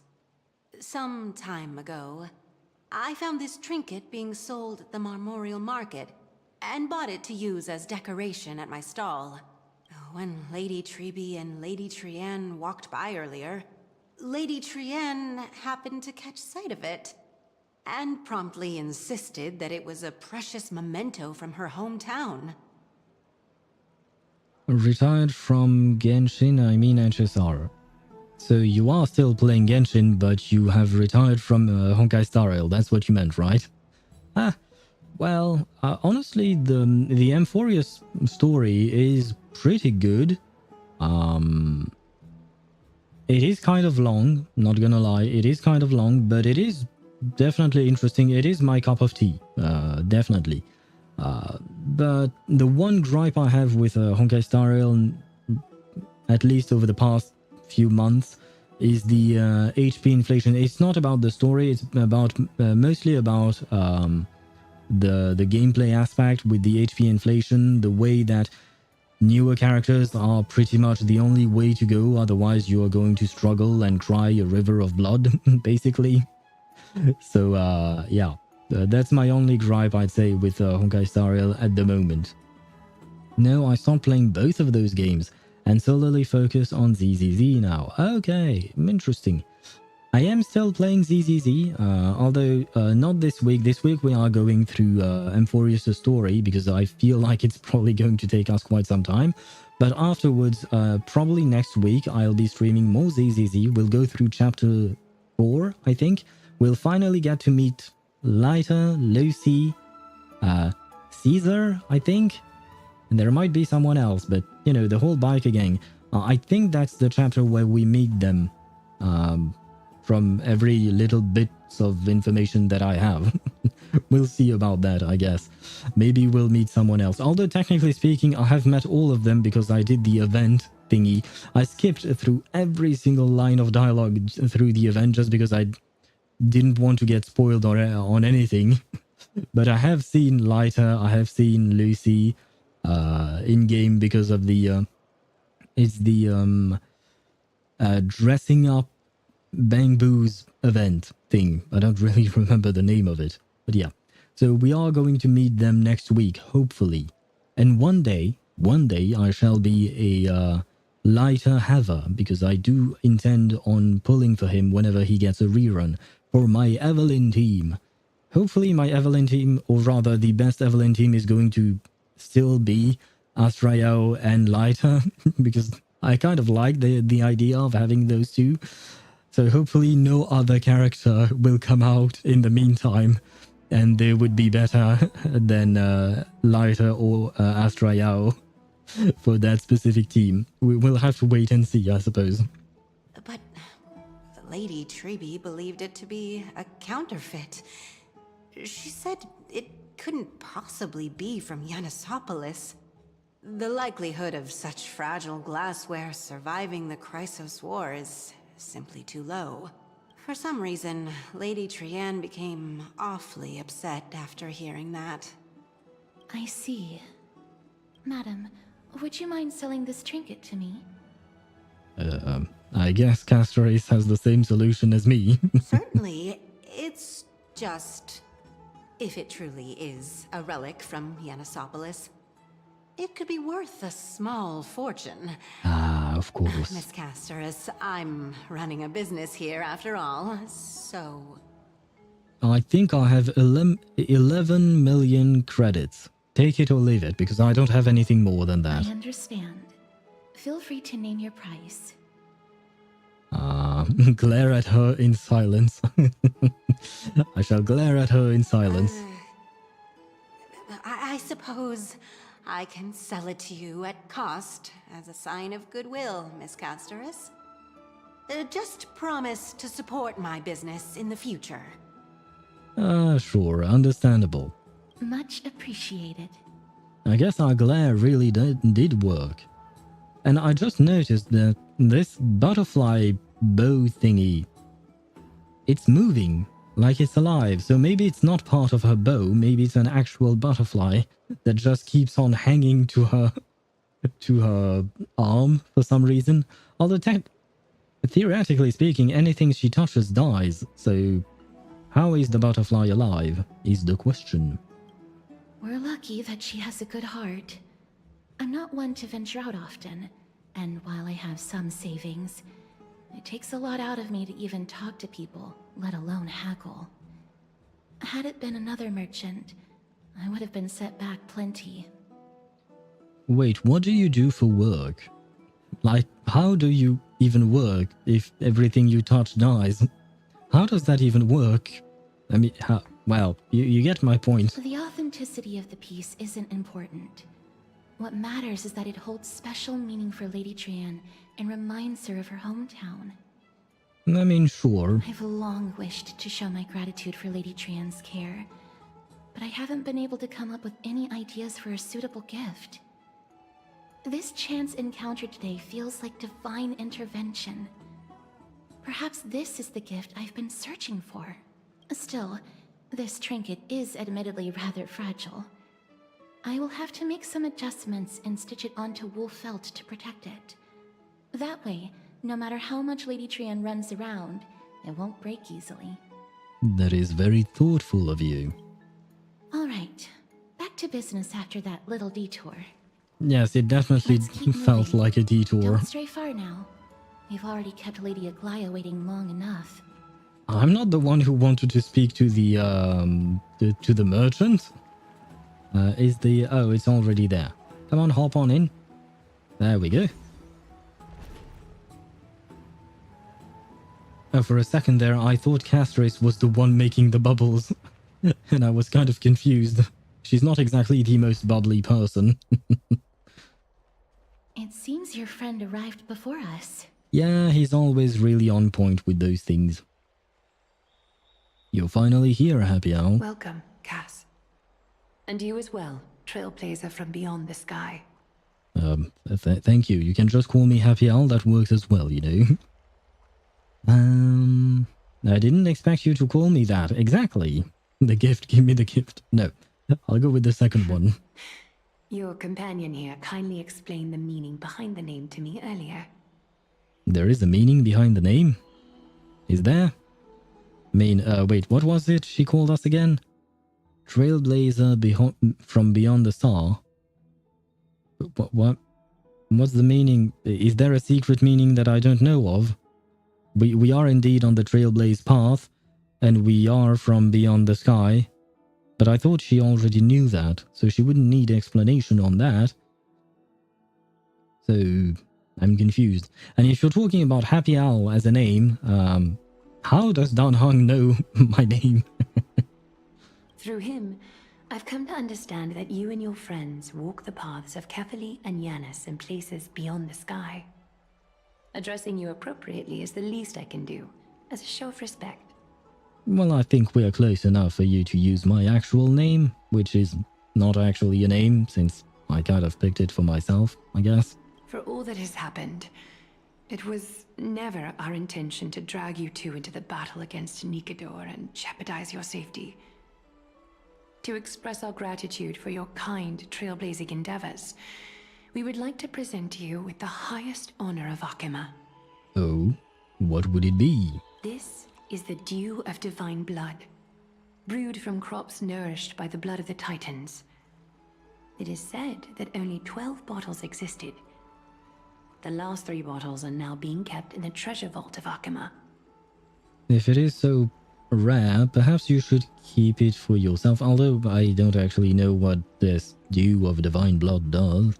Back in the days of prosperity, cities fortunate enough to acquire it regarded it as one of the greatest treasures ever. Unsealing it during a ceremony held in honor of 2 cities' diplomatic ties was the highest form of respect one could show the other. And now, in keeping with tradition, Akima dedicates this drink to our esteemed guests from beyond the sky in appreciation of what you have done for us. Oh, so it's just booze. It's just alcohol. Well, don't mind if I do. I'm not of drinking age yet. Oh, right, I guess. I mean, we don't actually know what the Trailblazer's age is, right? Do we? I'm not sure. Huh. But my hand is indeed trembling under the weight of this gift. This precious gift isn't simply a token of gratitude, though, is it, Lady Agalaya? Very perceptive, Mr. Dunhung. Your heroic deeds have proven that you come in good faith. With the dew of divine blood as testament, we wish to forge an alliance with the Trailblazers. Do you drink alcohol? Yes, I do, from time to time. Mostly well, not mostly. It's always socially, like, you know, when I go out with friends or things like that. Hydrate, thank you. Thank you for the hydrate. Although I don't have alcohol at home right now. My drink right now is water. So I suppose Nouvellette would be happy. But yes, I do drink from time to time. It's been a while. I think it's been at least a couple of months since I've drank anything containing alcohol, I think. Probably. I don't really count it, so I don't really know. But yeah. Thank you once again for the hydrate. I will do just that. But of course, as soon as I start drinking, the game wants me to read. With all due respect, won't forging an alliance with the Crisis heirs embroil us in the conflict within Akima? I'm sure you can understand where our misgivings come from, Lady Aglaya. Wow, my gift, my gift! I mean, I would be very happy to receive a rare bottle of alcohol, no matter what it is. I'm just curious that way, I guess. But yeah, we still need to think these things through, especially because we don't have the vote of the other members of the Trailblazing expedition. Well, We are the Trailblazing Expedition, I guess. But we don't have Himiko, Weld, or March 7th to vote with us. So, yeah, let's think about this. Having said that, Lady Aglaya, please don't misunderstand. We will still do what we can to assist you in the flame chase journey. It's just, I've heard of the friction between the Crisis Heirs and the Council of Arkema. As outsiders, we are wary of getting caught up in this conflict. Wow! Gray and Danny have sharp eyes indeed. You'd make outstanding members of the Twilight Courtyard. I guess this is Tribby? Or is it Trinon? Or is it Trian? No, Trian always sounds kind of angry. Trion sounds always kind of sleepy. So I guess this must be Tribby, right? No need to worry, by the way. I can tell from Lady Aglaya's tone of voice and micro-expressions that she's being genuine. Wait, who the hell are you? I've never seen this character, not even in the trailer or anything. Or rather, technically speaking, I didn't pay much attention to the trailer. That's my bad. But who is she? Not only are you guests from beyond the sky, but you've also done so much for Akuma. You're practically heroes to us all. Lady Aglaya would never subject you to Aquila's judgment. That's nice of her, I guess. You kind of remind me of Charlotte. You have the same color scheme as Charlotte, the pink hair, the reddish attire in general. Kind of reminds me of Charlotte. Are you a journalist by any chance working in Fontaine? You are... Hyacinth, thank you for taking care of the wounded of the past few days. And she's a healer, which makes sense because Charlotte is also a healer. So it all makes sense. Genshin and Honkai are truly indeed connected. Oh, it's no trouble at all. The patients are very cooperative when we attend to them. I'm just thrilled to see them all going home healthy again. You know what? Maybe she's actually a mix between Siegeween and Charlotte. Charlotte in appearance and gameplay, and Siegeween in terms of profession, probably. Oh, it's Cassie. Oh, I've missed you. Although Hyacinth is definitely a Greek name. At least I think so. Who is this? Gray, Danny, Cassie. Is Aglaya's nickname Agli? No, I think it's Aggie. At least as far as what do you call that? As far as Tribby is concerned, Aglaya is nicknamed Aggie. Which well, anyway, who is this? This girl, she is a natural at making friends. Well, you know what? At least you can learn from her, Daniel, maybe. And Sheriff, you redeemed the an emote. You redeemed the money emote. Why did I even create that? Oh yeah, right. It's because it's an emote for subscribers, which requires money. So that was my thinking. I don't have that many emotes for subs, just because for now, people, you know, a lot of people I know who are watching me can't afford subs and stuff like that, so I felt like it was probably best not to focus on that too much. Because I like money. Who doesn't? I mean, technically speaking, I don't like money in the sense that too many things in our world unfortunately revolves around money. But I also like it in the sense that, you know, it helps me keep existing. So I suppose, yeah, in a way I also like money, I guess. She reminds me of an old friend with pink hair. Does she? Do you know any pink-haired girl in Honkai Star Rail? Who would that be? Can't think of anyone. Pink-haired girl. Yeah, no, I can't think of any. Oh, oh god, I'm an idiot. I forgot about March 7th. Yeah, indeed. And, Let me see. Ah, yes, I can just do that, I think. Yay, it works. Great. Talking about money, who is the richest character in Honkai Star Rail? I think it's probably Asta, right? Asta is known to be extremely rich. And she often... Oh god. Yes. I was wondering why you would use that, Tosh. But indeed, I put a 3-piece lifespan in prison, I guess. So, yeah, you were right. Ding, ding, ding, correct, lol.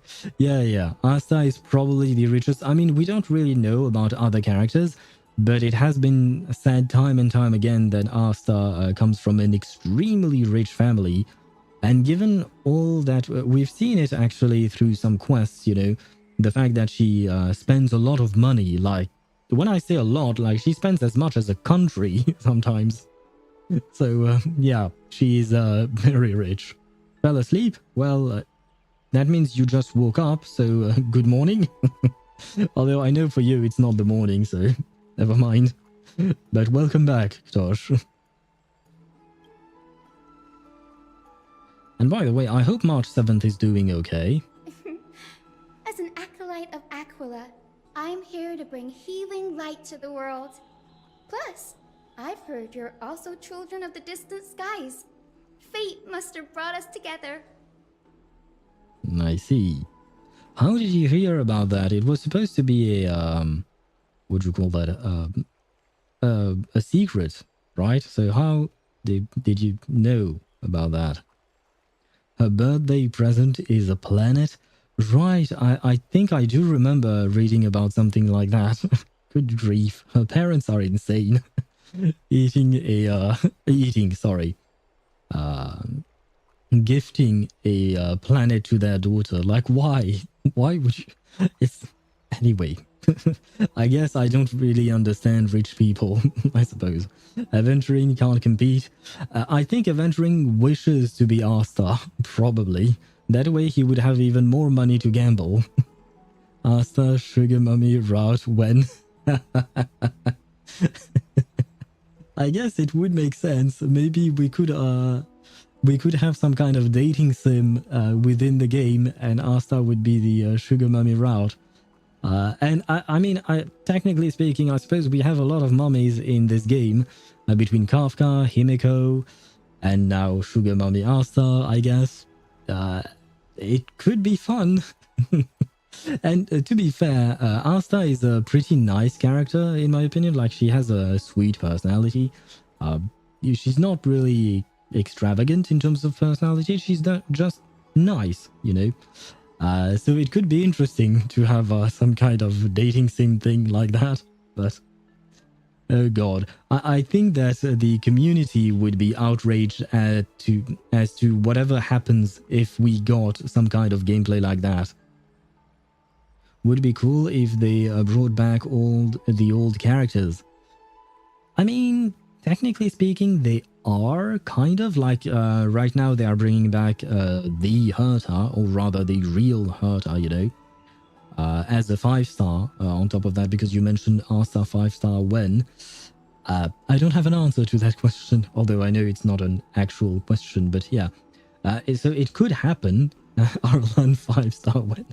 I think the better question would be Arlan 4-star when, because as far as I know, in terms of gameplay, he's not even worth being called a 4-star, unfortunately, because he's really weak, which is kind of sad, but it is what it is. So first he would have to get a proper kit as a 4-star, and then we can consider 5-star for him. Oh no, you know what? The best question that could be is Peppy 5-star when? Peppy, you know, Asta's dog? That would be nice. It would be ridiculous, but I would definitely pull for the dog. But yeah, they have been bringing back some characters as 5-stars. They did that to the Herta. They did that for Tingyun as well, bringing her back as Fugue as a 5-star. And I feel like I'm missing another one. I mean, I guess Daniel. Daniel got his 5-star version as well. Danheng, yeah, exactly. So yeah, they are doing that. Although I guess they are doing it to characters that are relevant to the story. Unfortunately, Asta has never been truly that relevant to any kind of story, and I don't really see how she could become relevant again. Although, you know, we can always hope, I guess. Can we be friends? I'd love to hear your tales of the sky. And oh! It's a rare occasion that Akuma presents such an invaluable gift to guests. Lady Aglaya, may I have the honor of tasting it too? Ah, she's just here for the booze. She just came here for drinking the alcohol. I mean, I say alcohol, I don't even know what it is actually. It's supposed to be the dew of divine blood, I think. So yeah, I don't know if it's wine. It didn't have the color of wine, that's for sure. Of course you may. Esteemed guests of Akuma, please believe me when I say that this gift carries no hidden agendas. As for the matter of the Alliance, you need not give me an answer here and now. Asta could be air support, raining down laser beams. I mean, maybe she's the one who gifted the laser that Himeko uses. Maybe something like that. I mean, I think Himeko is supposed to be rich as well. Perhaps not as rich as Asta, definitely not, I think. But she is quite rich as well, I believe. But it could make sense, Asta being air support, I guess. It would be funny to see, but it would mostly be, I think, a question of relevancy to the story. And, I mean, I think there are ways of integrating her to the story, at least, like, if we need a shit ton of money, for instance, for some reason. So I guess it could happen, but, yeah, I don't really know, especially because I don't think Asta is, like, a fan favorite or something. So, I don't think that HoYoverse would do it. I think they would rather focus on characters that they know will sell well, because at the end of the day, we talked about money earlier, and that's what they want. They want the money. They want their characters to be pulled for. So I'm afraid Asta 5-star is unfortunately not happening, unless, as Swavey mentioned, we get a sugar mummy route type dating sim thing in the game. Maybe then it will happen. Well, if you insist.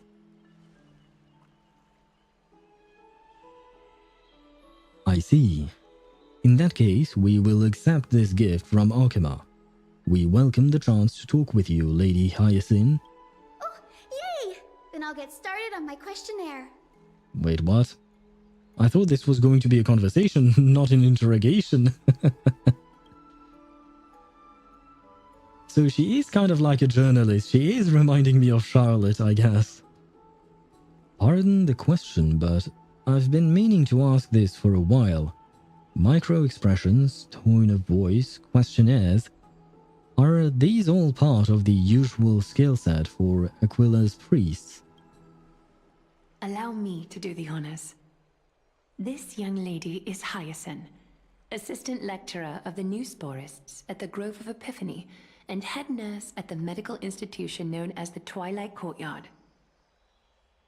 Assistant lecturer as the new sporist at the Grove of Epiphany. Oh, I guess it's a lecturer at a university or something like that, I guess. Probably. Maybe. So she's not actually a journalist. I am disappointed. But I did think about one thing, because we mentioned March 7th earlier, and March 7th has the same hair, like pink, but with a gradient of blue. It's not the same color as here. Here it's more like turquoise, I think. But yeah, she does have similarities, I guess. So maybe there is some kind of foreshadowing, because we know that something is happening with March 7th, but we don't exactly know what, at least not for now. Did you know Aglaya's VA is the same as Gwenhyphen? Yes. I did learn about that and was extremely surprised at the news, because they sound very different. Though, well, she sounds very different from herself, I guess. But once again, that shows the talent of the voice actress, because had I not known that, and to be fair, at first I did not, when I first heard Aglaya's voice, I never in a million years did I think of Gwenhyfen, you know? So the very fact that I didn't think of the character, or rather the voice actor, means that the voice actor completely fooled me, and that means she's great. Although I unfortunately can't remember her name, unfortunately, which I said twice, I think. Maybe my brain is starting to die. Many of the Chrysos heirs suffered injuries during Nikador's attack on Akama, so the Grove sent Lady Hyacinth to treat the wounded in Akama. But what I'm really good at is helping people sort out what ails their mind and spirit. If you're ever feeling troubled, come find me. A little sunbathing in the courtyard will chase all your worries away. So she is a nurse, a lecturer, and a psychiatrist or a psychologist, I guess? And what is up with all the people of Amphoreus in general wanting to bathe, either sunbathing, as mentioned here, or bathing in the baths of Akama and stuff? I guess it's part of the culture, probably. Ah, so you're a therapist.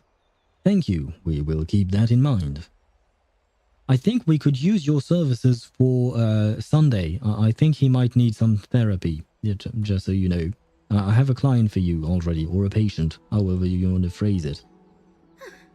Well, it looks like everything's sorted out now.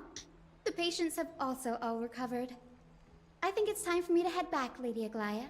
I would love to keep you in Akama for a few more days, but I would hate to provoke the ire of the Grove. Oh, is that how we get to go to the Grove? Because I do believe that there is a new map expansion. As it happens, Akama intends to send a messenger to the Grove for updates about the research on the Black Tide. We also want to communicate our desire to discuss the retrieval of Circe's core flame at the earliest convenience. Ah, let me guess. That is how we get to the Grove. We are the messenger. Oh, that sounds pretty serious. Lady Aglaya, you can't be asking me to... No need to fret. We won't put you on the spot. Trianne will be going there as the diplomatic messenger of Akama, and Castris will be accompanying her. Ah, never mind, I was wrong. I happen to have a few questions for Professor Anaxa as well, regarding the missing Titan Thanatos. Right, I think Professor Anaxa was revealed officially, right? And he's the dude who kind of looks like Al-Haytham, I think. Since this involves Akama's diplomatic affairs, we will give you some privacy. Let's go out and play. Back to bed again, boring. I guess I'd rather go out and play. If you're not keen on just sitting around, Mr. Trailblazer, why not go with them? Ah, shit. The Grove is a picturesque place, perfect for sightseeing. I guess this is how we get roped around in this thing. I mean, why not? But I'm kind of sad because if we go to the Grove, that means we're no longer in Akama, and if we're no longer in Akama, we will see less of Aglaya. Yes, I know that was a very long sentence, but it all makes sense, and that makes me sad because I do enjoy seeing Aglaya quite a lot. That's a wonderful suggestion. Come visit the Grove, Gray. I'd be delighted to show you around. Sounds good. Gaining more insight into the customs and geography of different regions of Amphoreus is also part of trailblazing. In that case, do bring this spindle along with you. Thank you for the second gift, I guess? This tool, called the weft, is used to spin thread and has been passed down in my family through generations. Though it doesn't see much practical use nowadays, it's become a symbol of great significance. In this respect, it is the perfect token to represent my will. If you encounter trouble at the Grove, just take this out and show it to them. Ah, thank you. But the weft name just makes me think of wealth, and I wish we get to see wealth again. While you're in the Grove, the golden thread of the weft can also render all things around you visible, regardless of whether they're corporeal or not, allowing you to see things as I would. Castris knows this too. Oh, that's actually very interesting. I would love to see the things that you see, because you don't see the way we see. So, anyway, I was curious, so that's a great opportunity. Make good use of it. Trian is already waiting for you at the outskirts of Okima, so I won't keep you any longer. May your journey be smooth. Thank you very much. What is this? A rare Amphorian fine wine. Okay, so it is wine, because I've never seen orange wine. I guess it exists, probably, maybe, somewhere in the world. It is said to be brewed from crops nourished by the divine blood of each titan. I see. This particular bottle originates from the chrysalis of gold, Nestia of romance. Ah, so maybe we should use that, or rather open that bottle when we go out on a date with Asta, our sugar mummy. And this thing, what is this? A golden spindle that belongs to gold weaver Aglaya, a legendary treasure. Follow the golden thread, the love that contains all like the gods. No idea what that means, but okay. Can we talk to you a bit more? Make good use of it. Trian is already waiting for you at the outskirts of Okima, so I won't keep you any longer. May your journey be smooth. Thank you. I suppose I just enjoyed her voice once more. Speak with Castris and Hyacinth and prepare to head out. Okay. I don't think we are going to do that today because we are already at 4 hours of stream. It's already 10 p.m. for me.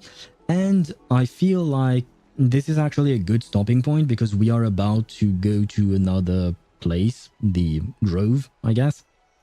So yeah, it feels better to end things off now rather than end things later on because then it will be much too late, in my opinion. So we are going to leave things off for now. Let me switch scenes for a quick second. We are going to continue the story tomorrow as promised. Where is my just yapping scene? There you go. Yep. Especially because, some ads are going to run, so I'm going to snooze them right away. That way we can end the stream before the ads run. But yeah, the point being that we will continue the story tomorrow. I'm guessing that it will probably take me at least 3 streams to do the entire story, if not more. I mean, in my planning, in my scheduling, I thought that we would use the entire week probably to do the story. So hopefully we will manage to do that. If not, that's fine. We will continue next week as well. But as soon as we finish the Amphoreus story, we will get back to Zenless Zone Zero because I really do wish to continue that as well. But the thing is, I don't want to interrupt Amphoreus to go back to Zenless, then to go back to Amphoreus. Yeah, it doesn't really make sense. So we finish Amphoreus first, and then whenever we finish that, we will start back our Zenless story. Anyway, as usual, I shall thank you all for watching. It was a pleasure streaming with you guys, and I will see you tomorrow at 6 p.m. Central European Standard Time for more Amphoreus and Greek things and bathing and wine and sugar mummies, I guess. On that note, once again, thank you so much for watching. I wish you a great night, whatever time it is for you, whether it is the morning, afternoon. I wish for you to have a great time, and I'll see you tomorrow. Bye-bye. Why does Ktosh has this... That will, you know what, that I will leave it as the very last message of today's stream. Your gyat. There you go. Goodbye to everyone and good night. Bye-bye.